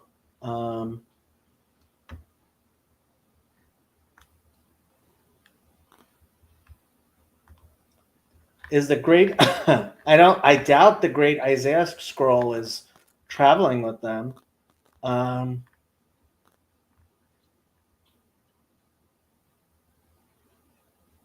Featuring 8 authentic Dead Sea Scrolls and over 200 artifacts from the Second Temple period. The Magdala stone, which dates to the Second Temple period, features intricate carvings of the temple. The Sea of Galilee boat was found in 1986. The Psalm Scroll, the most substantial and well-preserved manuscript of Psalms of 36 discovered in Qumran. It contains several Psalms not found in the Hebrew Bible. Those include 2 on display, focusing on the greatness of King David. Ossuaries, objects from Masada, and Tyrian shekels that were minted in Tyre. I mean, if people want to go, I am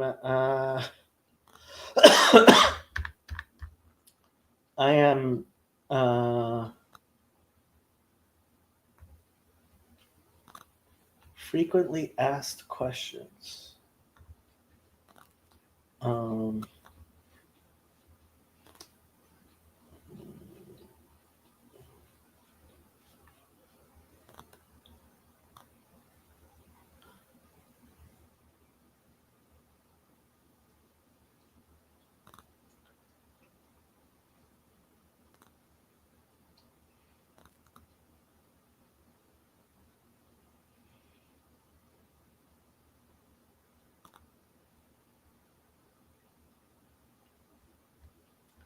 Yeah, I mean, if people are interested, we can go. I would be willing to go. So, Air Force One is there as well. Yeah. I wonder how many people actually are members of the Reagan Library. Well, at least among the Republicans in Los Angeles, I probably have friends who are. Copies are no. This is an exhibit in conjunction with the Israel Antiquities Authority. So, yeah, it's a traveling exhibit of the Dead Sea Scrolls. Better not start dosing injections you're already got. Yeah. Okay, back to. Let's see if we can finish this. And the larger concepts are dealt with. And in your mind, that's how you're expressing your love for God in these ways. It seems very odd. Like, for example, someone's a Baal Tshuva, and they come in years later. Shabbat observance feels like a lot of laws to them. And okay, I can't do it. I got a pre-ripped paper and the toilet paper, and what is it? I can't clip my nail. I got a nail. I can't clip it off. Whereas if you grew up with that, that's part of an expression of love for God. And it's just been my experience. I meant nothing derogatory or superior in saying it like that. Okay, I mean, but I see it as a pattern of it means in go to yeshiva, right? Ask them what questions think. They'll get a blank stare. For most people, they have no clue, right. And they don't care. Right. It's not again not that they because they that's not what they're studying. It's like they don't care about sports or whatever. It's a different mentality. Leave me alone. I'll be me. Let them be them. And Christians are busy telling people about what Jews think. Every Christian I meet, almost every Christian I meet, already knows what I'm going to be saying, what I'm thinking, and why I'm doing what I'm doing. And that's coming from the Christian mentality. I see it starting from the New Testament, telling people about what Jews are and what they think and why they do it. And I don't think it's healthy. it's certainly, but it biases the conversation. In other words, me reading this idea of that you're complaining to your audience that being in yeshiva won't help you understand be an impediment in your path of understanding the debate between Judaism and Christianity. I think growing up in a Christian environment will be a much greater impediment, because we both agree that what the Bible, the Jewish Bible, is the key, right? But ask the average Christian, I've done this tons of times, not only to the average Christian, the Christians, I think they understand the polemic between Judaism and Christianity. And I think in a certain sense, this happened in our debate, when we had that video debate. The Christian understands what's the Jewish view of the Messiah, that Isaiah 53 is not talking about the Messiah, it's talking about Israel. Listen, if you've been in a car accident, don't call an attorney. Use this AI app instead. That's what I did, and that Isaiah 7:14 is not talking about the fact that we have a positive view of what the Messiah is supposed to be is strange. Like, what? I thought you believed the Messiah is not Jesus. And I had countless times sit down with a Christian. I tell him before we start, I know you're going to quote Isaiah 53, you're going to quote Jeremiah 31, you're going to quote Isaiah 7:14. What am I going to quote? So he tells me, they all tell me, you're going to tell me Isaiah 53 is not talking about Israel. It's not talking about Messiah, it's talking about Israel. They have no clue. I'm going to quote Deuteronomy 4. But there's a reason for this, though. So I go back to the earliest days of talking to rabbis, and they didn't go to Deuteronomy 4. They went to Isaiah 7:14. I'll tell you why. Right. So in other words, I spent my early years, and I got on my face before God. I said, I just want to follow you, and I want to be a loyal Jew and follow you in your truth. If it means denying Jesus, then I have to do that. If it means my Jewish community rejecting me, I have to accept that. But that's what I dealt when I was writing the book, answering the objections. That's what I was just dealing with what was presented to me. I wasn't creating it. So in that respect, though, number one, I've tried to tell the Christian world there's much more to Judaism than what you understand. There's much more to Jewish devotion. Even a work that I'm working on now, I can't talk about publicly yet, but is going to try to bring Jewish Bible interpretation, some of the beauty of that, to a larger Christian community to understand. Because I do believe that God has been with us in a certain way through history, and there's much deposited within us. But tell me if you agree with this. If you want to get a better understanding of who Jesus is, are you going to learn that in a Christian school or in a yeshiva? Of course, in a Christian school. Okay. Again, actually, I'm not so sure. I'll be honest, I'm not so sure. This is where I disagree. No, it's not true. That's the problem. That's the problem. And for years, that's what I thought was true. I always figured a Christian understands Jesus better than I do. And I discovered that no, Christians don't have the background to understand what Jesus is saying. And that's why Christianity has become the disaster that it is.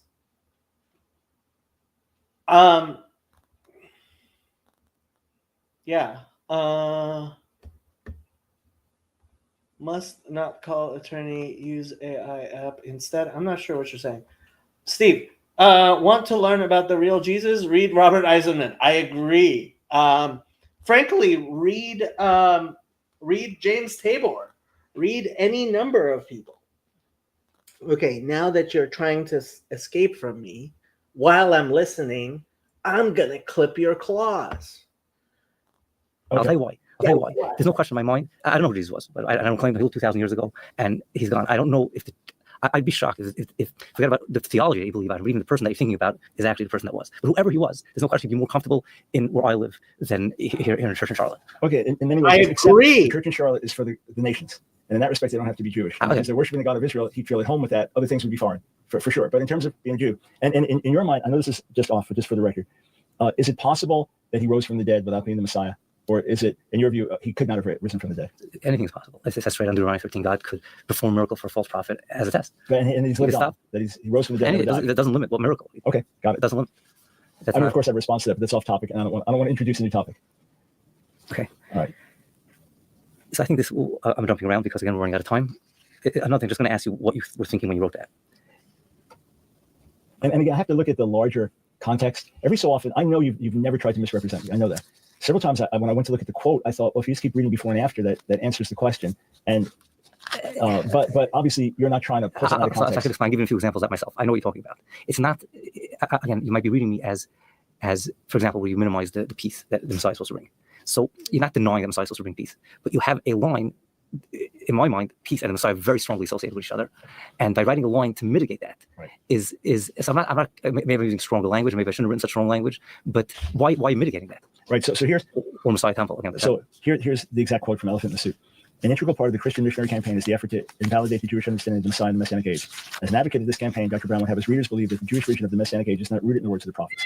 Dr. Brown shocks us with the following statement. In fact, Nowhere in the scriptures does it explicitly say when the Messiah comes, there will be peace on earth. Rather, it speaks of an era of peace at the end of the age. See Isaiah 2:1-4, without any mention of a messianic figure there, right? So here's what I wrote. This is the full sentence. Rather, it speaks of an era of peace at the end of the age. See Isaiah 2:1-4, without any mention of a messianic figure there, tying this in with the reign of a descendant of David, a greater David. See, for example, Isaiah 11, and it is this glorious Davidic king whom we call Messiah. So that was my point. In other words, you have to.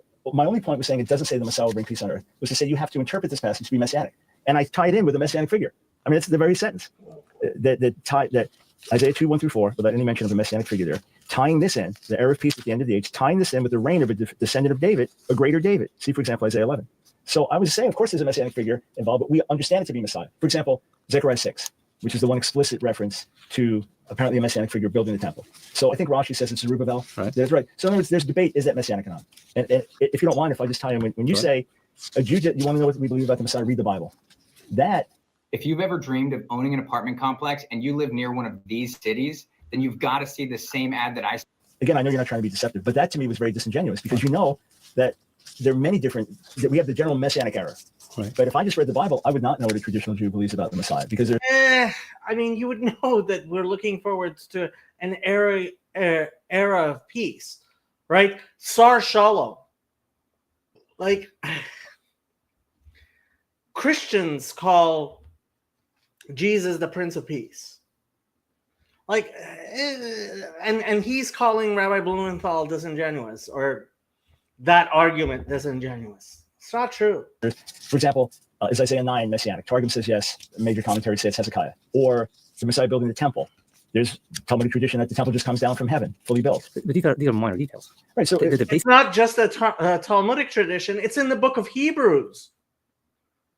Like this, and this is one of the big things. Like people will say, "Oh, it's like Talmudic," and we as Jews oftentimes don't know the Christian scriptures well enough to seriously attack, right? To seriously attack what I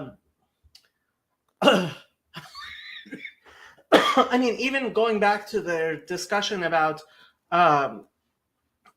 what is scripture, right?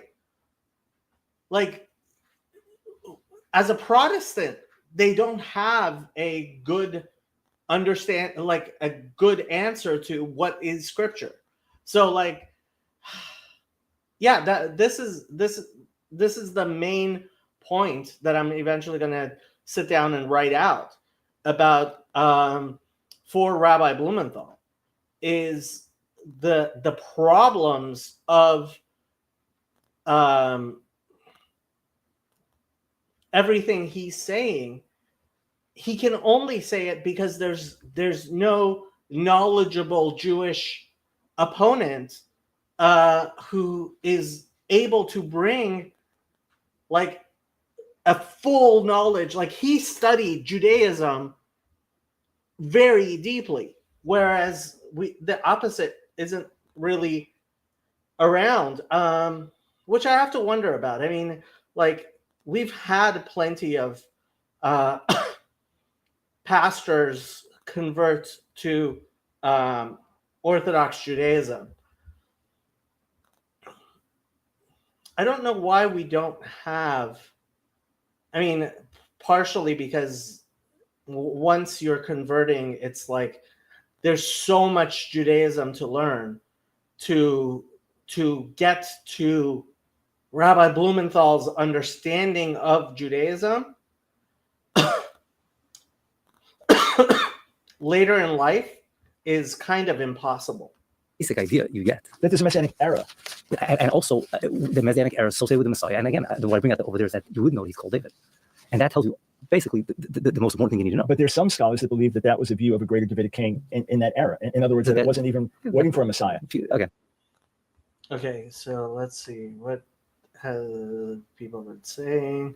Chazi might join.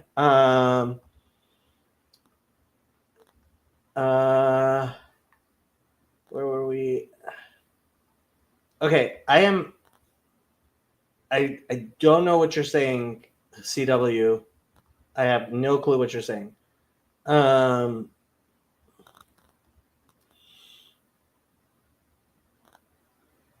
Bart, I don't understand what you're saying.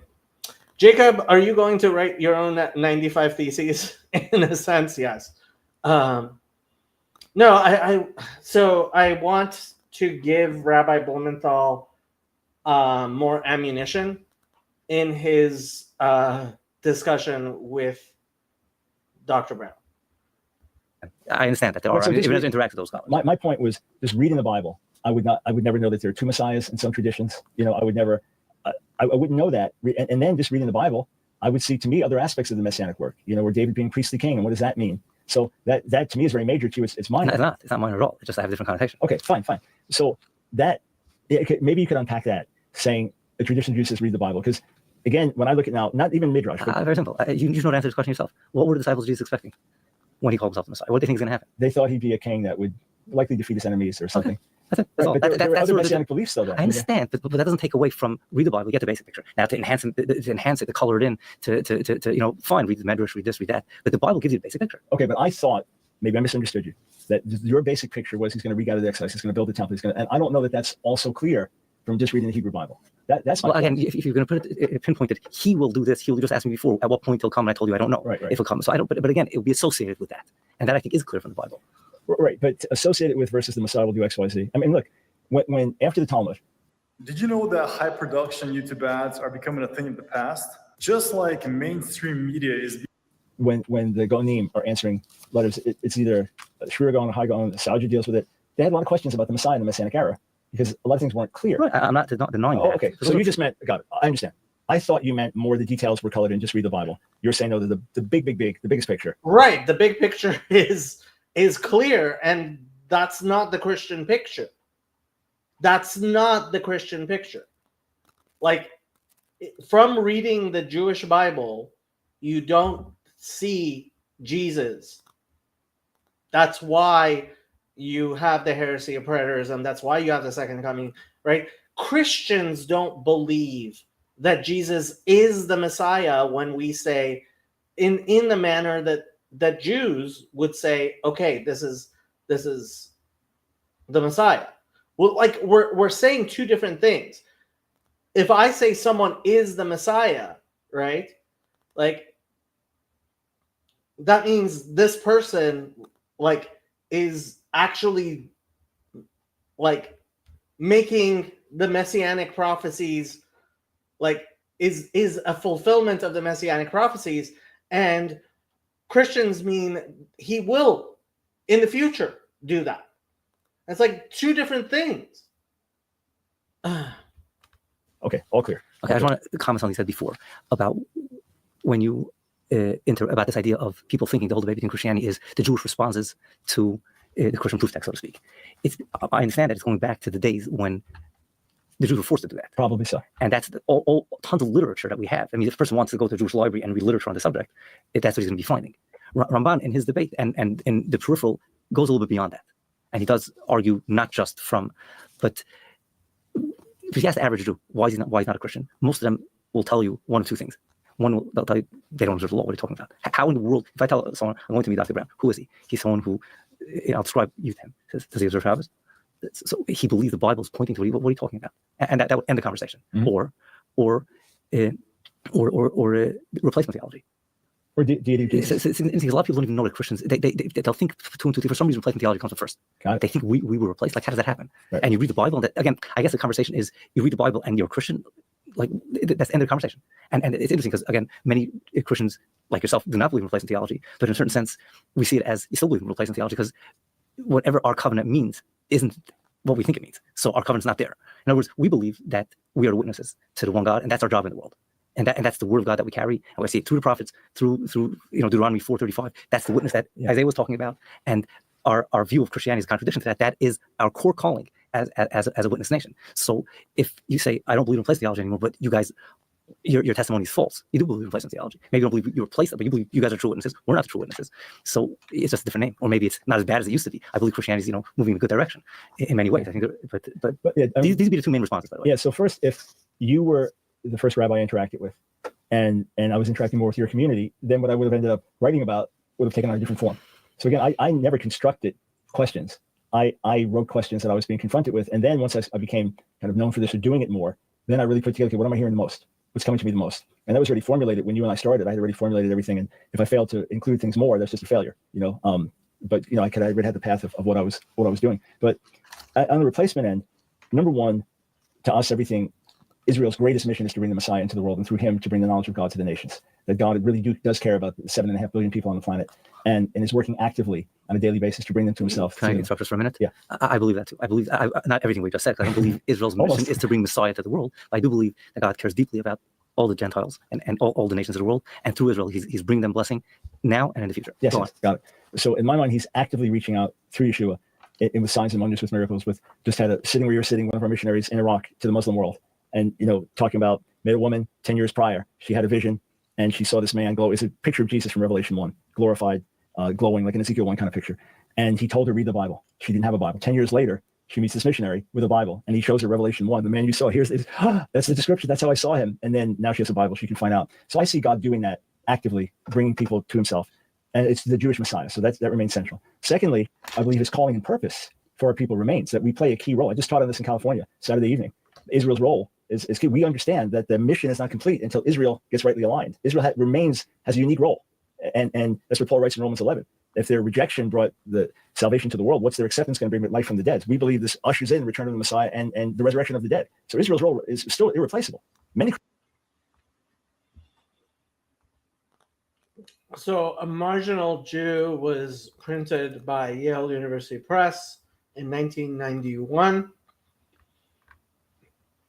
I don't know who John P. Mayer is, but I'm guessing he's some sort of academic. An American biblical scholar and Roman Catholic priest.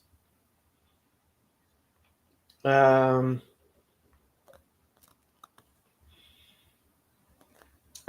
have to wonder how much use a 1991 book is without all of the evidence of the Dead Sea Scrolls. And he was at Notre Dame. I don't know how much access he had to the Dead Sea Scrolls. I'm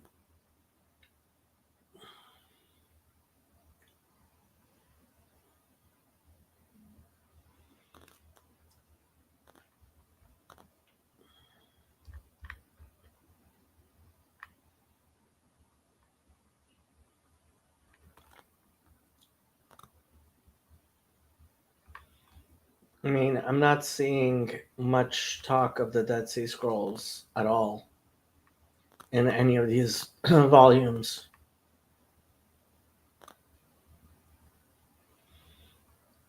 He was working on a 6th volume when he died. Yeah. I would think a historical analysis that doesn't include the Dead Sea Scrolls would be pretty. Already by then, Geza Vermesh was extensively writing. When did Vermesh write?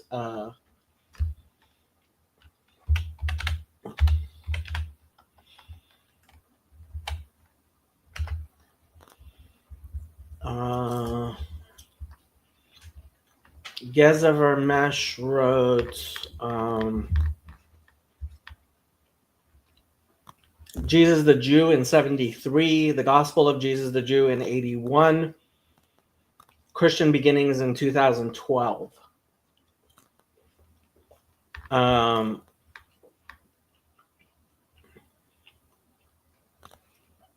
His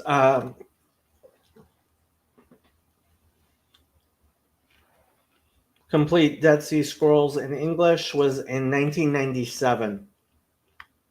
Penguin.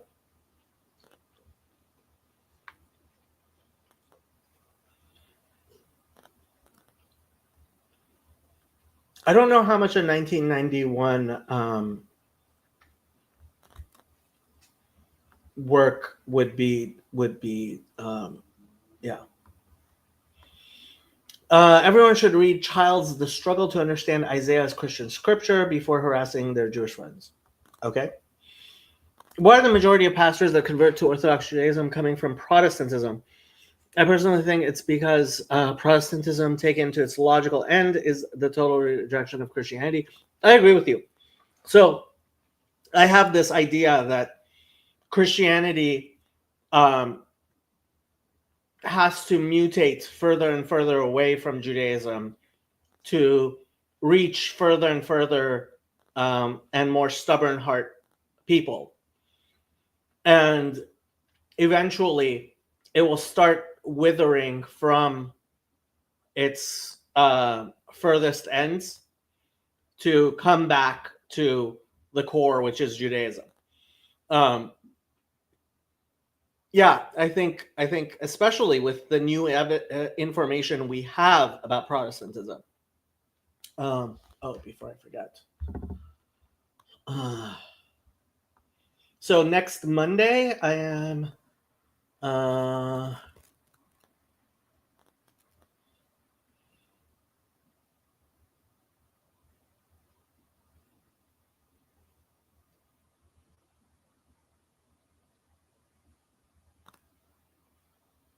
Okay. I am having.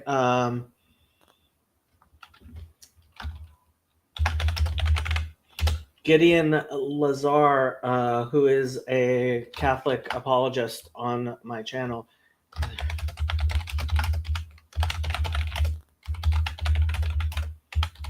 Yeah, and he still hasn't sent me a picture and blurb. That's what you reminded me of that. Okay. Would nothing change if more Jews saw Jesus as Mashiach ben Yosef? Genuinely curious. I don't believe so. My connections not being great. Hopefully you guys can hear me. Please let me know if you cannot. Okay. Now my thing is, I really don't think more Jews would. I honestly don't think anything would change if Jews thought of Jesus as Mashiach ben Yosef, because I think it's canonical that Mashiach ben Yosef is a different figure than Mashiach ben David, and so I don't think it's in any way outside of Judaism to. I think many people did consider him, at least Christianity, as a type of Mashiach ben Yosef. But as I said to somebody just yesterday, I believe the whole point of Christianity is to die and be resurrected as Judaism. It's really a survey and dialogue with historical Jesus scholarship as a discipline. Anyone interested in the project of historical Jesus studies would find it an impressive survey and elucidation. I guess. How do Christians respond to 4QMMT? Vast majority of Christians have never heard of 4QMMT. And I'm not sure most Christians have the conceptual breadth of knowledge to understand the significance of 4QMMT. I mean, if you saw my discussion with Sam Tiedemann about 4QMMT, I think I called it Dead Sea Scrolls on DMT. Yeah. Would it be cringe if I got a Mashiach ben Yosef tattoo asking for a friend?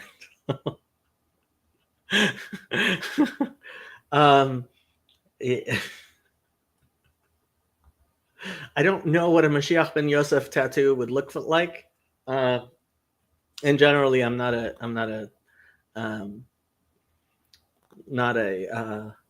fan of tattoos.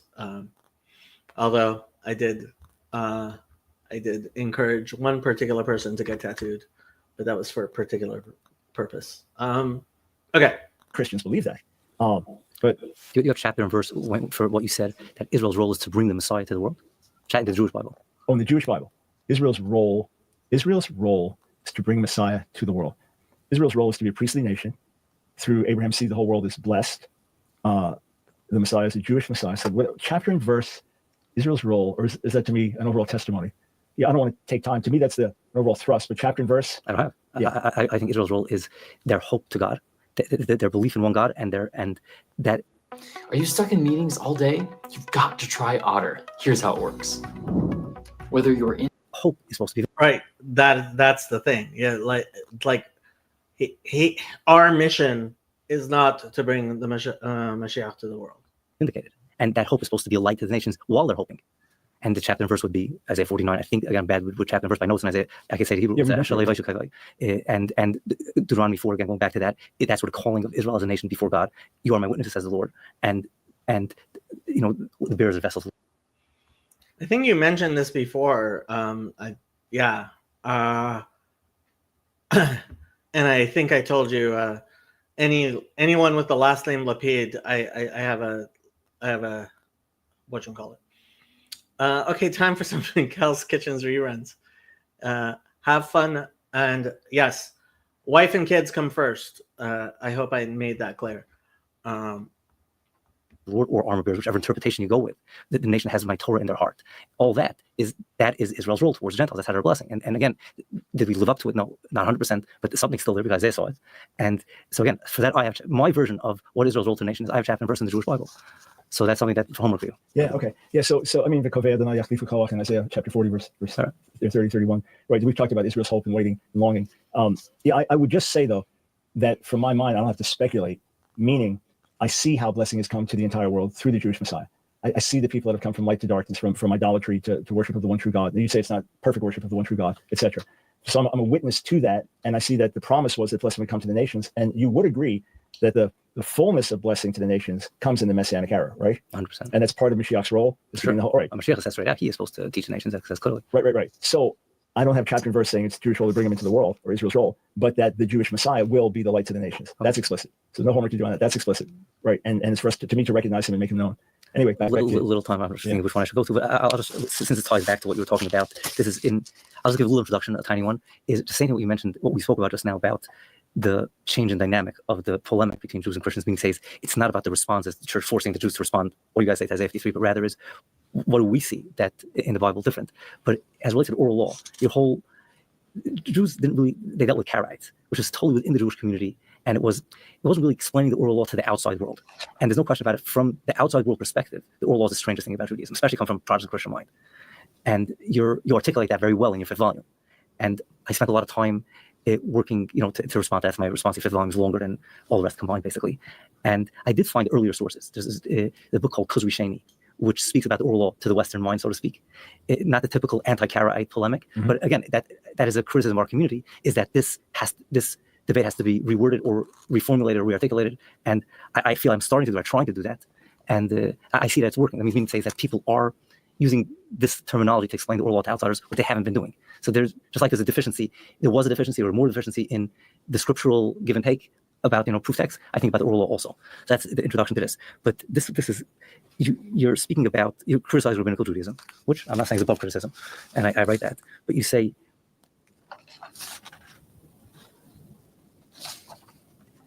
has an emphasis on Torah obedience produced a self-righteous attitude. Now, self-righteous attitude we both accept is a horrible thing, right? I didn't. But he's getting that from Paul. I'm not sure.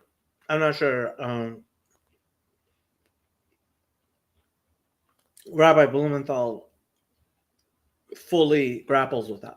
Write this in the text. Actually, maybe I did. I think you had 3 exclamation points when you were dealing with my point there. Yes, first of all, how do you even think of that? Someone reading this, a Jewish person reading this, will say, "Oh, he's in line with the spirit of Scripture." Yeah. So my point there isn't the call of Scripture obedience. Yeah. So my point was that any of our strengths can become a weakness. That for example, the person that prays a lot could get into kind of a hyper spirituality or something. Or so we deal with Christians all the time that put an overemphasis on one subject or another. So my thing was, we're called to Torah obedience, right? And by the way, if the Messianic Jewish community had endured through the centuries and developed some of its own traditions, etc. And as it endures today, right? Then Jews observing Shabbos, but not like you do, right? Unless it's a ministry day in which I'm like a priest in the temple, it's still Shabbat to me, but obviously not the way you would observe it. Then you realize, okay, God didn't command the Gentile world to keep all these commands. So the fact they're doing it differently, they're taking the moral, ethical aspects of the Torah and living them out, beautiful, wonderful. And Jews are still living as Jews, but believing in Yeshua. Then some of the saying, well, they don't keep the law. That would have been, they don't keep the law the way we do, would have been the expression. But my only point was to say that there with Torah obedience, that if that's a strong emphasis, like I've talked to rabbinic Jews, and they talk about the emphasis to live your life every day as if your life is hanging in the balance, and one good deed is going to outweigh others, not just during Tishrei where everything's weighty. I saw the Bobber guy with a video about Mashiach, and he says this is how we have to live every day. That my one good deed could tip things. So that could tend to legalism, right?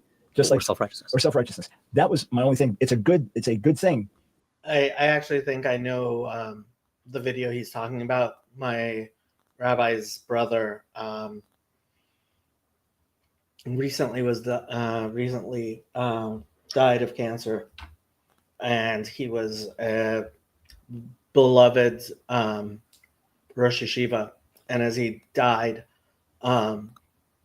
he made a video for his students, not the exact moment, but in which he gave a beautiful speech about living your entire life. You know, that every second that I can do one more good thing, right, and bring goodness to the world, right? Yeah. That Jews are emphasizing Torah obedience, but could that lead to a self-righteousness? Whereas look at what I do, or look at how I live, etc. Just like Christians, there are Christians that teach grace so much it leads to license to do whatever you want to do because they're not under the law. So that's all I meant by it. It wasn't an insult. It was saying this strength could lead to this deficiency, just like this strength in the Christian message in another context. I read about that all the time, could lead to a certain deficiency. Which I'll just jump ahead to 71 because I think it leads right into it. 71 is one of the last ones. Is you're discussing the question if the law of the Lord has ability to convert the soul. Oh, okay, Mishivat Nefesh. So you're discussing that, but. Yeah. And my point is, there are other scriptures that speak about the law changing a person, specifically as it relates, I wouldn't call maybe self-righteousness, but let's say haughtiness, for example. The antidote for haughtiness is study the Torah, observe the commandments, fear God, and that will prevent the king from being haughty. So this is God's antidote for the tendencies of sin, the tendencies of the negative tendencies. So to say that the law is... Have you ever felt God calling you to real estate investing to fund his kingdom, spend more time with your family? Is less than that, or beginning of 119. If I may, Zach. I mean, it sounds like Rabbi Blumenthal isn't aware that this is something Paul says. I quote that. Right. So how do you deal with these? That's a great point. That's a fair point. And I'm also aware of aspects of tshuva that presented as like a new birth. Would you say, Deuteronomy 30, that we start a process and the Mashiach takes it further, like the circumcision of the heart? Certainly one reading of it, yeah. So again, there's no question that the process we start, God takes it further. What mechanism God uses, maybe the Mashiach, maybe some other mechanism. Right. Yes, go ahead. So I'll have to look back at how I worded that and perhaps have to restate or reword. What I'm talking about is the new covenant experience where God does something supernatural in you and takes something out of you that wasn't there and puts something in you that was. Whereas I would see what the law does is changes our way of thinking, changes our attitude, changes our orientation, thereby changes our conduct, brings us into the fear of the Lord, which is the beginning of wisdom. So it has tremendous benefits, but does not have the ability to transform the inner being in that new covenantal way. And that's what I was pointing. We refer to as the miracle of the new birth or something like that, as something supernatural. Obviously, we still have to grow, but there was a transformational born again experience where stuff that was in me went out and stuff that wasn't in me came in, and I became a different person in very fundamental ways. And I don't see the law as having the ability to do that as much as if I study it, if I learn from it, it'll be an antidote to pride. It'll turn me in the right direction and for the wrong direction. So I see it as having a certain level, but not that power. And that's the power I was talking about. Okay. Would you agree, again, I'm going to next few minutes just speaking about this, I guess. Would you agree that the words new covenant and circumcision of the heart are sort of synonymous? Yes. Okay. There's a commandment, circumcise your heart. Yes. God is telling us to do it. Is he joking? Does he think that it's something we can't do on our own? Now, obviously, I'm going to answer my own question. There's no question that to the ultimate degree we cannot do it on our own. God says, I'll do it for you. Yeah. But does that mean we do nothing? No. So that's the mystery of it. He tells us to. That's part of the new covenant. In other words, he commands us to do something that we agree we should be able to do, but we still can only go so far without his divine intervention. So, of course, that's our process of repentance is God have mercy on me. God have sinned. I've blown it. And I keep blowing it. I need your help. And then he comes and helps. And he does it. So when he says circumcise your heart, on a certain level, I can't. I can. God, I'm trying, but you have to help me. Well, everything we do, God has to help us. Right, but on a very profound level there, the real circumcision, yes, God can do. So let me explain. We get the last word. We got 2 minutes. It doesn't be the last word. It's very simple. Is that I see the law working in people. The law working in people is that what you're talking about is something that was in me is gone. It's a process. And he's living a life, trying to follow God's commandments. Again, it sounds like it's funny, especially from an outsider. If you're observing the commandments, how do you not tap yourself on the back and say, oh, wow, I just did this? You look at it as a gift from God. Yeah, I understand. Okay. And I mean, he's talking about sanctification and theosis, things that Eastern Orthodox and Catholics believe and Protestants don't. And that's why Brown doesn't understand. time later, you meet this person now, you meet him 10 years down the road, he's a different person. And things that were in him are completely gone. And his whole orientation, his whole desires, and so yes, that is the process of circumcision of heart. No one can walk around today as I am sinless. I experienced that circumcision of heart in the ultimate new covenant. No Christian or Jew could say that. But the process exists, and it's through the path of the law. I see it happening. Again, it's not a snap process. But it is a process. In other words, it's a process of guarding and wanting and yearning for, just like love, shamar, something yearning for. And it's a slow process which God blesses. And I would just say our emphasis is when God meets us in our hopelessness and wretchedness. And remember, some of the people that we're reaching were not raised in a God-fearing home, or alcoholic, drug addict, violent, whatever, and the whole gamut. And they encounter God, and there's this massive instant transformation, and then the growth, and that's the thing I'm still saying that the law cannot do. So I agree in the process of transformation, little by little, etc. And I have to see if what I worded admits to that or not, and if not, then I have to add to it, nuance it. But that's the point. I mean, the whole born again thing for me, shooting heroin one day and loving God the next day, and it was an over. I mean, dealing with me for weeks, convicting me, and then instantly December 17th, 71, instantly free, and then everything changed after. Now it's the growth. And the I mean, there's a lot of responses to that, but there are experiences, other experiences. Rabbi Nachman, I'm sure you heard of him, right? People find him, so to speak, not believing he's God, and they get transferred again. To be continued. I think that the last word is to be continued. Yeah, so God willing, I've committed to Rabbi Blumenthal, if I have to go to his territory, to continue the dialogue, and hopefully you find it interesting. There'll be links, many of the things that he's spoken about, there'll be links to every one of his blogs that are relevant in the description. 5 word. Okay, so there we go. That is to be continued. God calling to real estate investment. Yeah. I don't want to give more money to YouTube. So that's why I don't have YouTube Premium.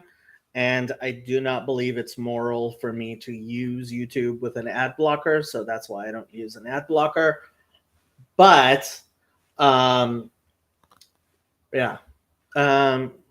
YouTube Premium is worth every penny. Yeah, but then you're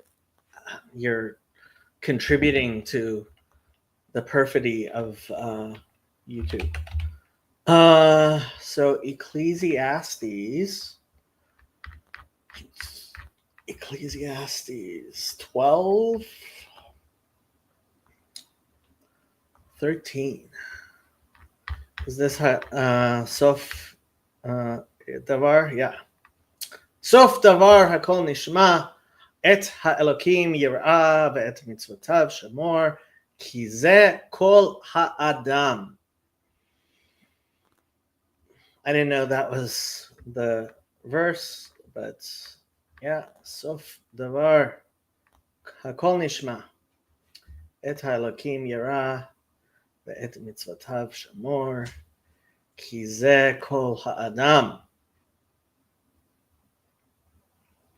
That's the last word, CW. That is the last word. Someone needs to confront Dr. Brown about how bizarre and unprecedented his ideas are in the history of Christianity. That was exactly my point.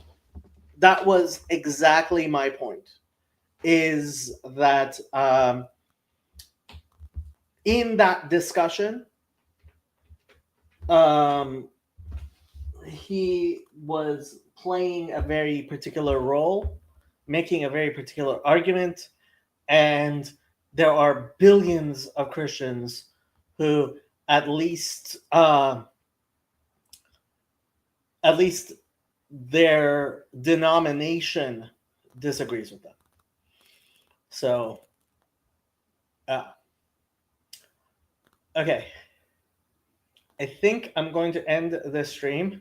It's been interesting enough, and it's been 4 hours, and I should probably go to bed.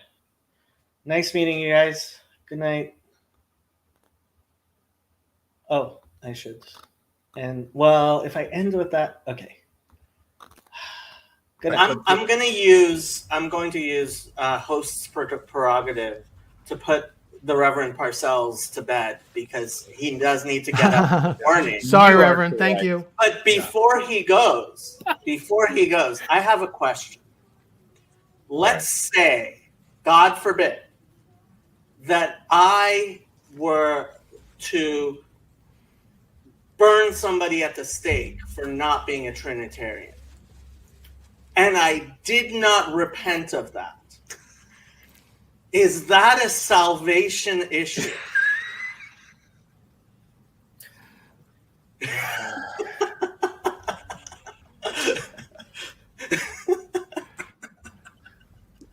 Sometimes Jacob takes that devil's advocate thing too Isn't there far. a proverb that says something like, "Don't answer a fool according to his folly." But there's a proverb that says, "Answer a fool according to his folly." There is. Exactly right. And I'm going to leave it to you guys to determine, which of those was applicable in this situation as I go. So, but anyhow, good. Thank you, Reverend. Good to Thank chat you. with you all. Thank you. Good night. The